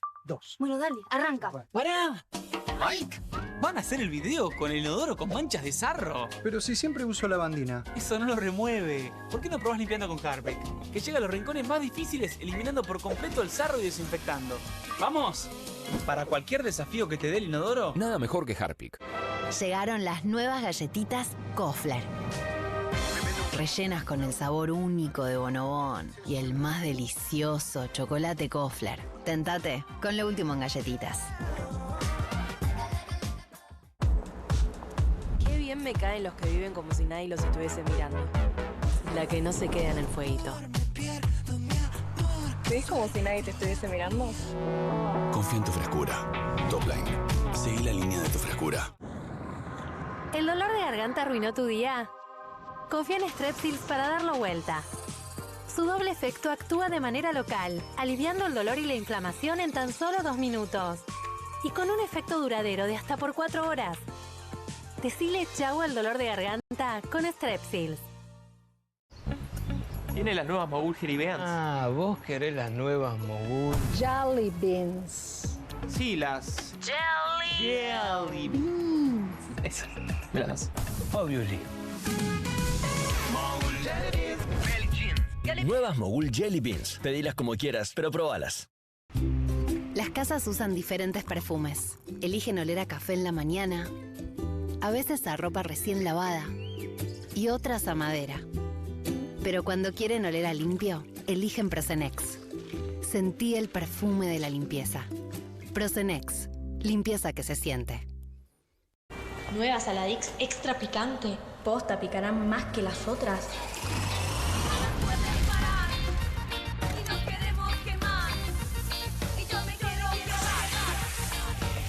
Porque tus ganas de picante son imposibles de apagar. Nueva Saladix extra picante.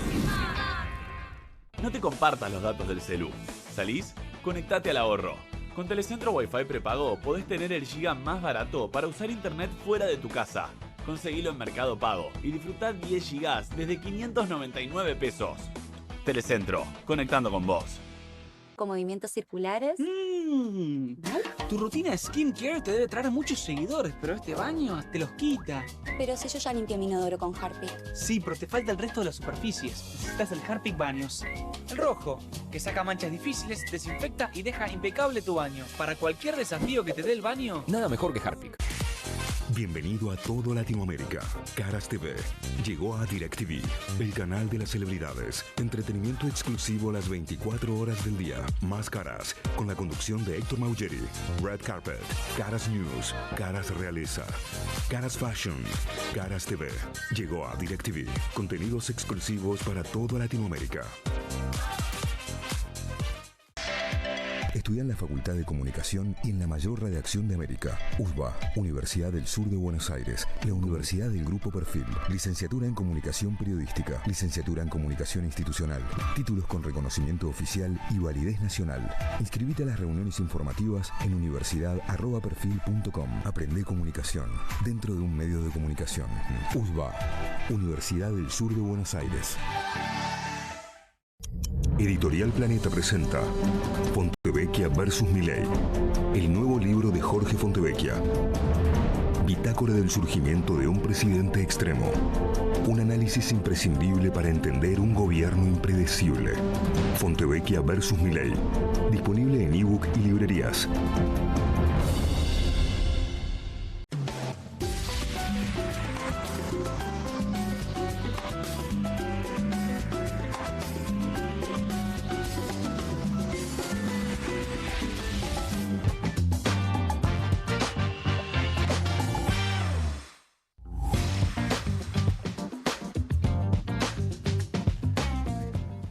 Seguimos en QR, muchas gracias por acompañarnos. Casi 2 meses, un poquito menos de 2 meses de QR en Bravo TV y nos sentimos, insisto, muy pero muy acompañados, no solamente en los números del famoso rating, sino también en el afecto, en las redes sociales, en el afecto en la calle.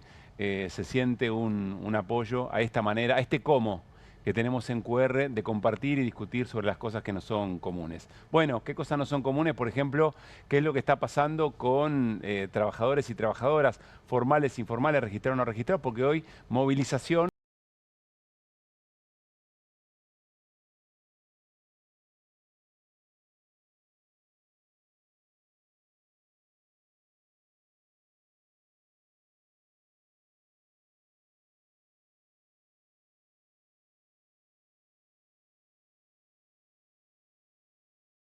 la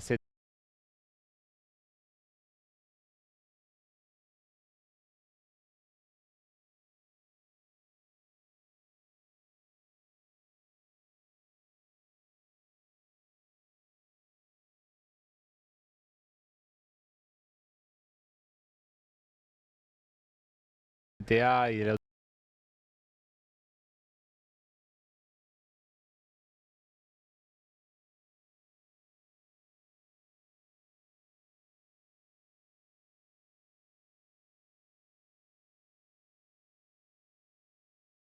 TEP.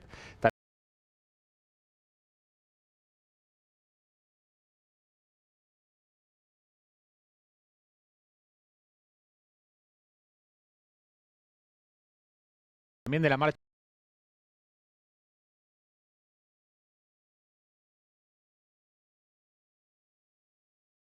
de todos los... Y algo que pasó un poco desapercibido durante la mañana, pero que también tiene que ver con la declaración de la emergencia en discapacidad que trató la Comisión de Discapacidad.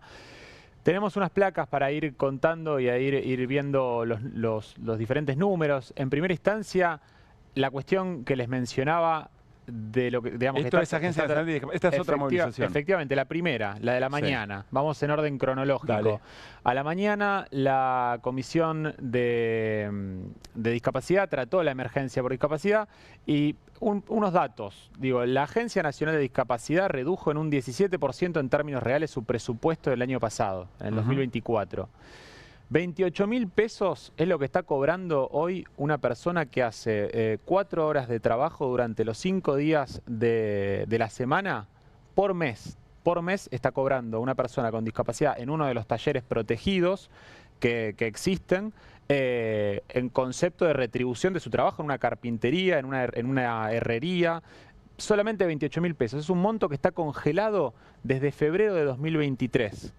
Y que la Agencia Nacional de Discapacidad planteó que va a pagarles, digo, no les pagó ni enero, ni febrero, ni marzo del corriente año, va a pagarle a los beneficiarios en el mes de abril y en el mes de mayo les va a pagar recién lo de enero y febrero y marzo. Sé que tenemos muchos datos porque son varias marchas las de hoy.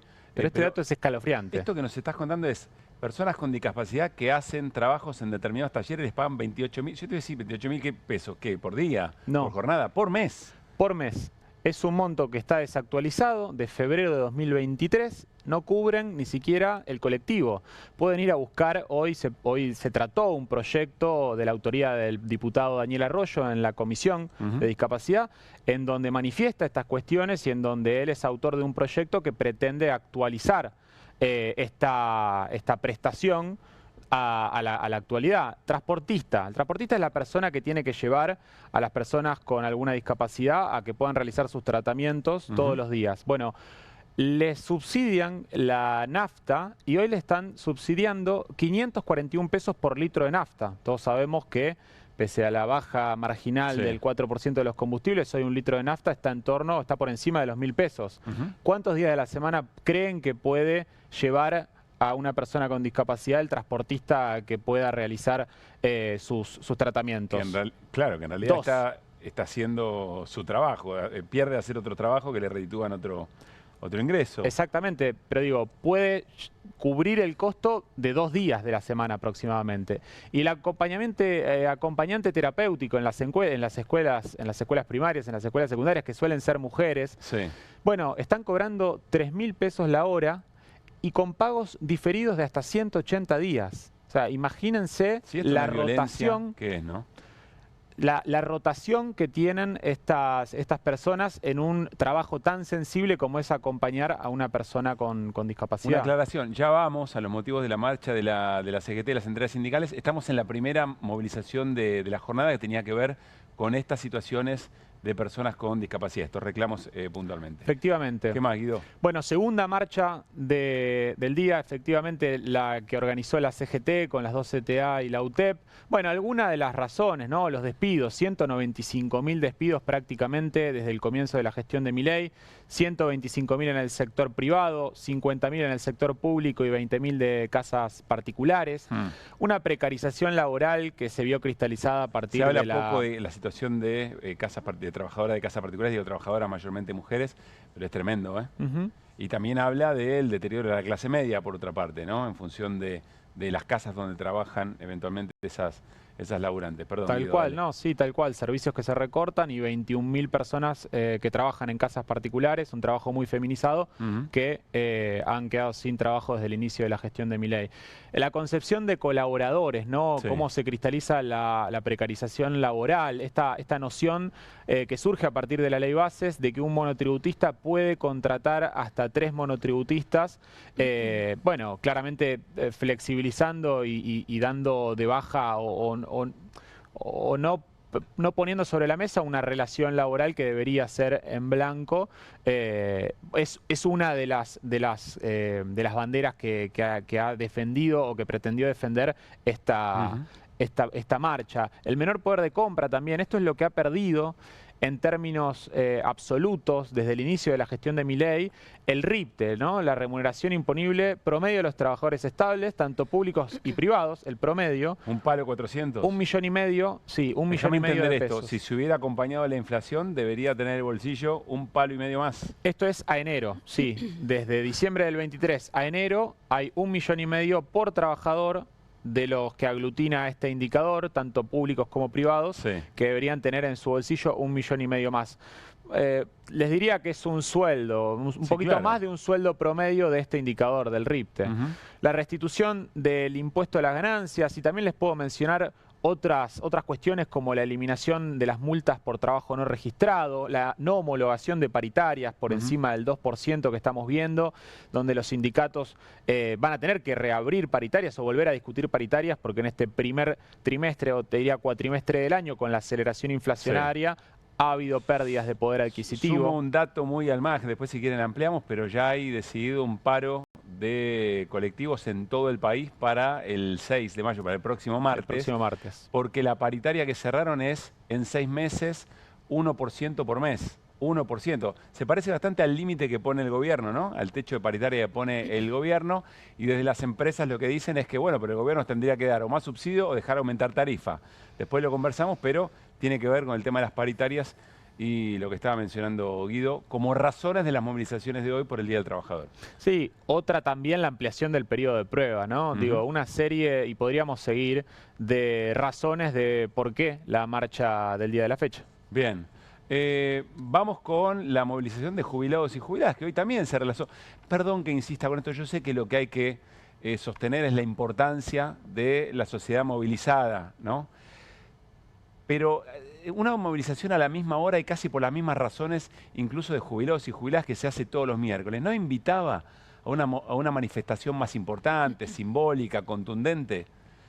Quizá algunos referentes de las centrales sindicales o de la CGT no conoce la geografía de la Ciudad de Buenos Aires, pero hay una avenida muy importante entre Congreso y Plaza de Mayo. Hay un tramo que se llama Rivadavia, pero después es Avenida de Mayo, que conecta el Congreso con Avenida de Mayo. Y bien podría haberse hecho una movilización a Plaza de Mayo que partiera del Congreso, un abrazo a jubilados y jubiladas, y después continúa a Plaza de Mayo. Digo por todas las razones que Guido Bambini nos está contando. Hay razones de sobra como para que esto sea importante. Bueno, no se deben haber dado cuenta, a alguien se le escapó la tortuga o eventualmente la jaula está abierta hace mucho tiempo. Respecto de las razones de jubilados y jubiladas, vamos a volver a repasarlas, Guido. Sí, no nos vamos a cansar de todos los miércoles mencionar que los jubilados hoy están viviendo la mínima con 355.000 pesos, la mínima con bono, ¿no? Han perdido en el trimestre que va de febrero a abril, comparado con el último trimestre del gobierno anterior, casi un 14% en términos reales de poder de compra. Tienen el bono congelado desde marzo de 2024 en 70.000 pesos, cuando si hubiera acompañado lo que se incrementó el haber mínimo, debería ser de 148.800 pesos este bono, es decir, no perciben o dejan de percibir mensualmente 78.800 pesos, los jubilados que cobran la mínima, que son 5 sobre 7,3 millones de jubilados que tenemos en la Argentina. Por los aumentos de los medicamentos, marchan todos los miércoles los jubilados, han aumentado desde el inicio de la gestión de Milei un 383%, cuando la jubilación mínima con bono aumentó un 180%. Estamos hablando de 200 puntos por encima de lo que ha aumentado, o el aumento acumulado de la jubilación mínima con bono, que insisto, cobran el 65% de nuestros adultos mayores. Y también por el fin de la moratoria, porque los jubilados y pensionados que están próximos a jubilarse, 9 de cada 10 mujeres, 8 de cada 10 varones no van a poder jubilarse por la eliminación de la moratoria. Gracias, Guido. Insistimos, son datos muy concretos de la economía real. Esto también es parte de la macroeconomía, es el funcionamiento de un país con la gente adentro, incluyendo no solamente a trabajadores y trabajadoras, sino también a personas que van perdiendo ingresos indirectos, como por ejemplo personas con discapacidad, también movilizados hoy. Insisto, me parece importante, siempre hay oportunidades para generar movilizaciones de alto impacto, hacer lío, de eso se trata cuando hay marchas, cuando hay paros. Es muy importante, por supuesto, que hayan confluido las distintas centrales sindicales y los movimientos sociales. Es muy importante, tiempo atrás eso no se daba, eso no se lograba, y claro que son grandes avances. Pero bueno, hay una demanda de representación de los dolores que generan estas políticas, y a veces la sensación es que deja gusto a poco. Hay, Irina Hauser, algunas novedades que llaman la atención en la causa que se sigue, en la que se sigue investigando el atentado contra Cristina Fernández de Kirchner. Hay una causa donde se sigue investigando la autoría intelectual del atentado a Cristina, y hasta ahora la principal pista era la llamada pista Milman, referida al diputado del PRO, Gerardo Milman. Pero la jueza María Eugenia Capuchetti está tratando de correr el foco de la investigación. Ya adelantamos algo de esto, y hoy hizo algo que realmente no deja de asombrarnos. Le pidió una ayudita, podríamos decir, a la ministra de Seguridad, a Patricia Bullrich. ¿Perdón? A la ministra de Seguridad, Patricia Bullrich, con esta investigación. ¿Vos creés que le pidió ayuda para investigar a Milman, que era su jefe de campaña en el momento que ocurrió el atentado? Y no le pidió Perdón, ayuda. ¿las oficinas donde borraron los teléfonos de Milman y la secretaria eran oficinas de quién? Eran oficinas de Patricia Bullrich. Haces muy bien en decirlo, porque la verdad que a ver, de los sorprendente. mismos autores de quienes quieren que la presidencia de la comisión investigadora la lleve adelante a alguien que no votó la comisión investigadora por el caso Libra, aparece la convocatoria de una jueza a Patricia Bullrich para que le ayude a la investigación. Patricia Bullrich, que es la dueña de la oficina, como bien decís, donde se fueron a borrar los celulares de las secretarias de Gerardo Milman, que es alguien que está imputado en la causa. ¿Qué dice la nota? Ahí la estamos viendo en pantalla, la nota que le manda Capuchetti, para que se vea que esto además no es nuestro invento. Le está pidiendo a la ministra, en lo personal, que en esta causa le elabore un informe del que surjan la totalidad de funcionarios, empleados y o miembros de dicha cartera, o sea, de su ministerio, Sí. que se abocaron a tareas operativas y o administrativas vinculadas y anteriores y posteriores al atentado. Pero perdón, Sufrido esto no por la puede leerse entonces- que le está pidiendo información porque está investigando, porque la está investigando. Le está pidiendo información, yo te lo voy a traducir porque Sí. es necesario, porque está desviando la investigación. Está diciendo, ¿te acordás que la jueza ya dijo, ahora voy a investigar a la Policía Federal? Sí. Le está pidiendo más que eso a Patricia Bullrich. Le está pidiendo, dígame, todas las personas que tuvieron alguna relación, es una locura lo que le está pidiendo. ¿Alguna relación con? Con el atentado, antes, después, durante, que tuvieron alguna relación administrativa. O sea, colabore conmigo Colabore a conmigo redireccionar la investigación. mover, exactamente, colabore Y conmigo sacar para del centro de la escena a quién. a Gerardo Milman. Ya te contamos, Que era además, su jefe de campaña, dijiste. Milman era su jefe de campaña, Milman fue su mano derecha en el Ministerio de Seguridad, Milman fue el jefe de la DINICRI, que era y sigue siendo la Dirección de Inteligencia Criminal. ahora es diputado, ¿no? Digo, la DINICRI sigue existiendo como tal. La DINICRI es el órgano de inteligencia del Ministerio de Seguridad. Ese es Gerardo Milman. Después del atentado a Cristina dejó de ser su jefe de campaña, quedó muy golpeado por esta situación, y de hecho estuvo en silencio durante mucho tiempo respecto de este tema. Pero nosotros hace poco recordamos algo que bien podemos repasar, que es lo que te muestra, además, que acá hay gato encerrado, o no tan encerrado, y que hay algunos planetas que están alineados, o por lo menos que hay ideas de la jueza María Eugenia Capuchetti, que uno puede pensar que están alineadas, o uno puede preguntarse si están alineadas con los planteos de Gerardo Milman. La jueza Capuchetti reasumió la investigación que había delegado al fiscal Carlos Rívolo hace más de 2 años, en medio de cuestionamientos justamente por no haberle secuestrado los celulares a la secretaria de Milman, a las 2 secretarias de Milman, y la reasumió hace muy poco tiempo, a principios de abril, y se ve que Milman se sintió liberado para salir a hablar. Y de hecho dijo, bueno, ahora que la jueza reasumió la investigación, escúchalo. Dale.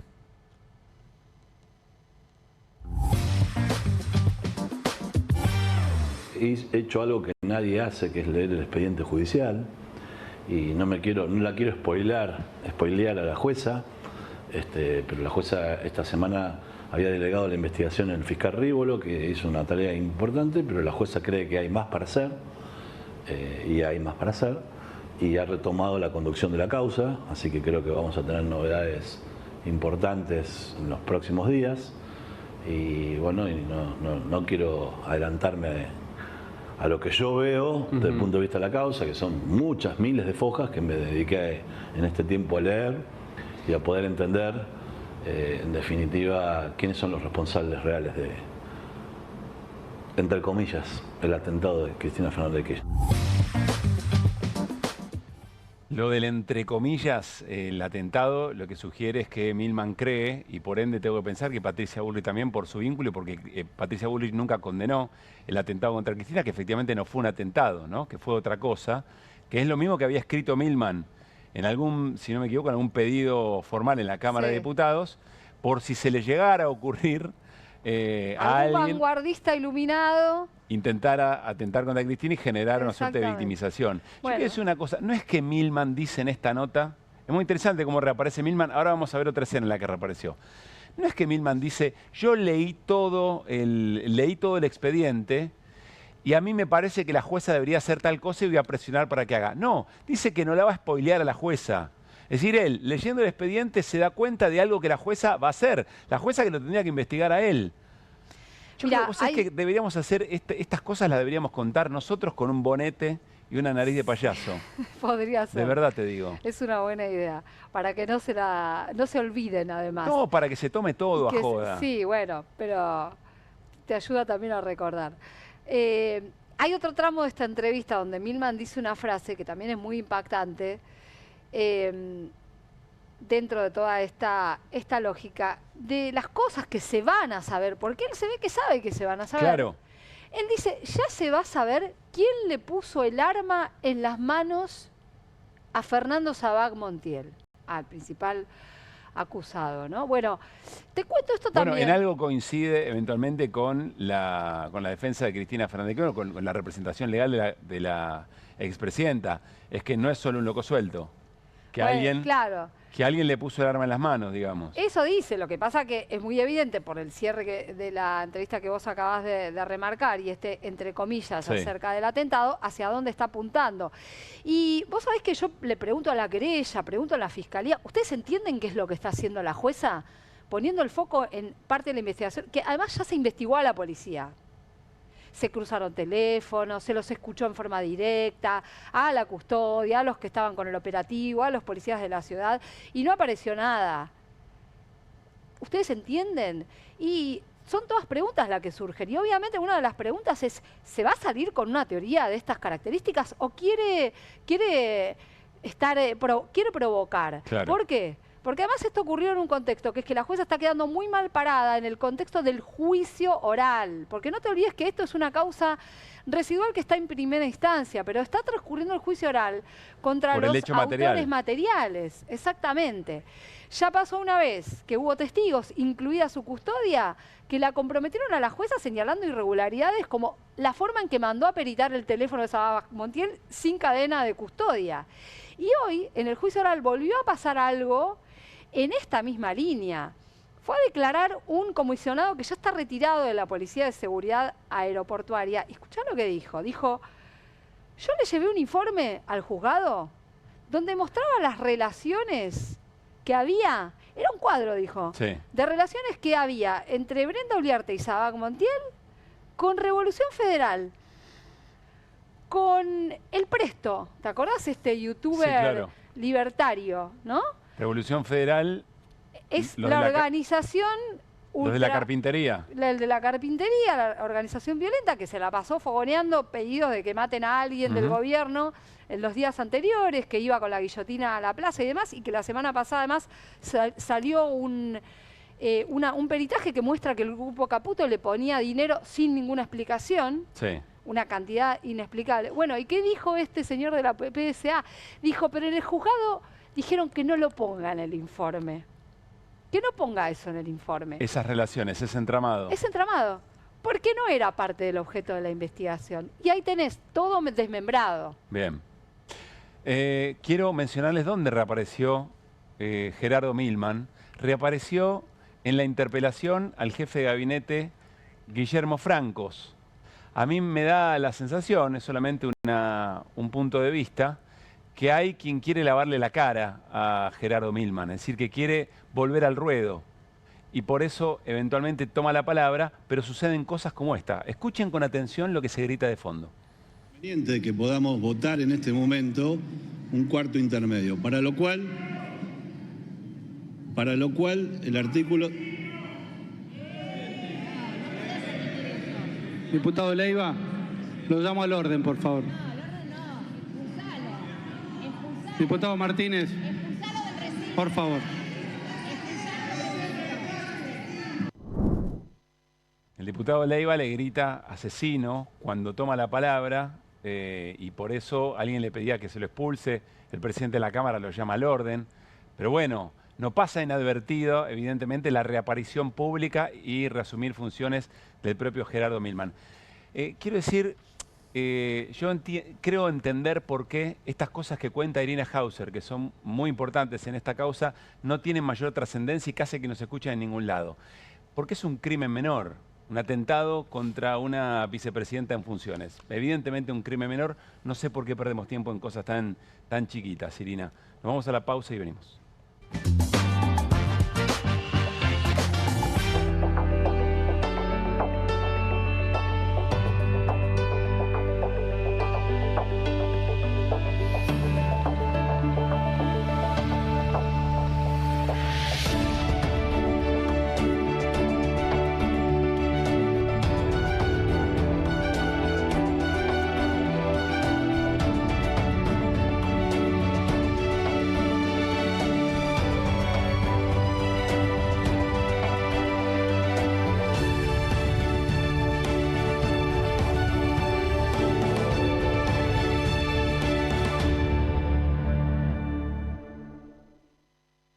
En Pilar contamos con Mimuni, nuestra herramienta digital de atención ciudadana para solicitar turnos, realizar trámites y gestionar reclamos de manera ágil y cercana. Descárgate la app o chatea con nosotros por WhatsApp a través de 11 52 38 68 64, las 24 horas del día. También podés acercarte a cualquiera de nuestros puntos Muni de lunes a viernes de 8 a 18 horas y los sábados de 9 a 15 horas. En Pilar seguimos acercando el Estado a todos y todas las pilarenses. Pilar presente con futuro.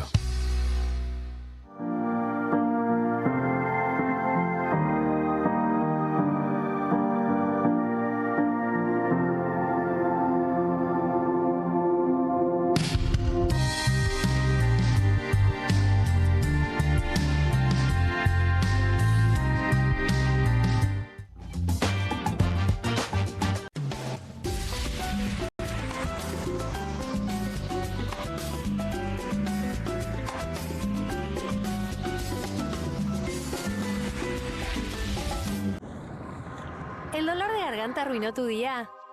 Confía en Strepsils para darlo vuelta. Su doble efecto actúa de manera local, aliviando el dolor y la inflamación en tan solo 2 minutos. Y con un efecto duradero de hasta por 4 horas. Decile chau al dolor de garganta con Strepsils. Qué bien me caen los que viven como si nadie los estuviese mirando. La que no se queda en el fueguito. ¿Ves como si nadie te estuviese mirando? Confía en tu frescura. Topline. Seguí la línea de tu frescura. 1, 2. Bueno, dale, arranca. ¡Pará! ¡Mike! ¿Van a hacer el video con el inodoro con manchas de sarro? Pero si siempre uso lavandina. Eso no lo remueve. ¿Por qué no probás limpiando con Harpic? Que llega a los rincones más difíciles eliminando por completo el sarro y desinfectando. ¡Vamos! Para cualquier desafío que te dé el inodoro... Nada mejor que Harpic. Juan, tu entrega es notable. Manejás en los tiempos difíciles. Llegás a tiempo a todas. El equipo necesita un conductor, Juan. Esto es 1 a 1, Pablo. Hay que convocarlos a todos. Pensá en macro. Llegaron las nuevas galletitas Kofler.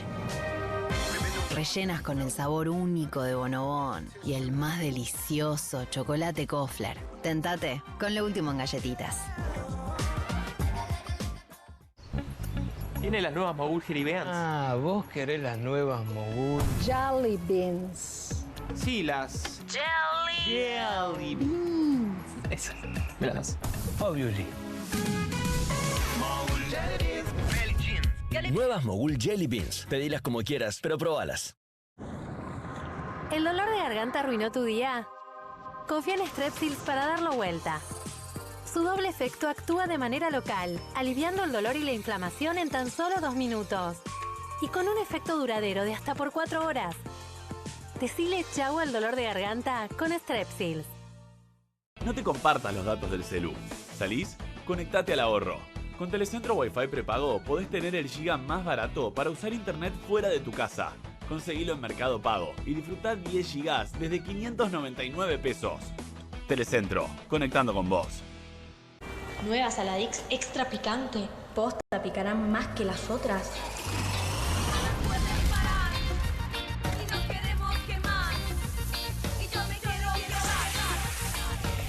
Porque tus ganas de picante son imposibles de apagar. Nueva Saladix extra picante. Bienvenido a todo Latinoamérica. Caras TV llegó a DirecTV, el canal de las celebridades. Entretenimiento exclusivo las 24 horas del día. Más Caras, con la conducción de Héctor Maugeri. Red Carpet, Caras News, Caras Realeza, Caras Fashion, Caras TV. Llegó a DirecTV. Contenidos exclusivos para toda Latinoamérica. Estudia en la Facultad de Comunicación y en la mayor redacción de América. USBA, Universidad del Sur de Buenos Aires, la Universidad del Grupo Perfil. Licenciatura en Comunicación Periodística, Licenciatura en Comunicación Institucional. Títulos con reconocimiento oficial y validez nacional. Inscribite a las reuniones informativas en universidad@perfil.com. Aprende comunicación dentro de un medio de comunicación. USBA, Universidad del Sur de Buenos Aires. Editorial Planeta presenta Fontevecchia vs. Milei, el nuevo libro de Jorge Fontevecchia. Bitácora del surgimiento de un presidente extremo. Un análisis imprescindible para entender un gobierno impredecible. Fontevecchia vs. Milei. Disponible en ebook y librerías.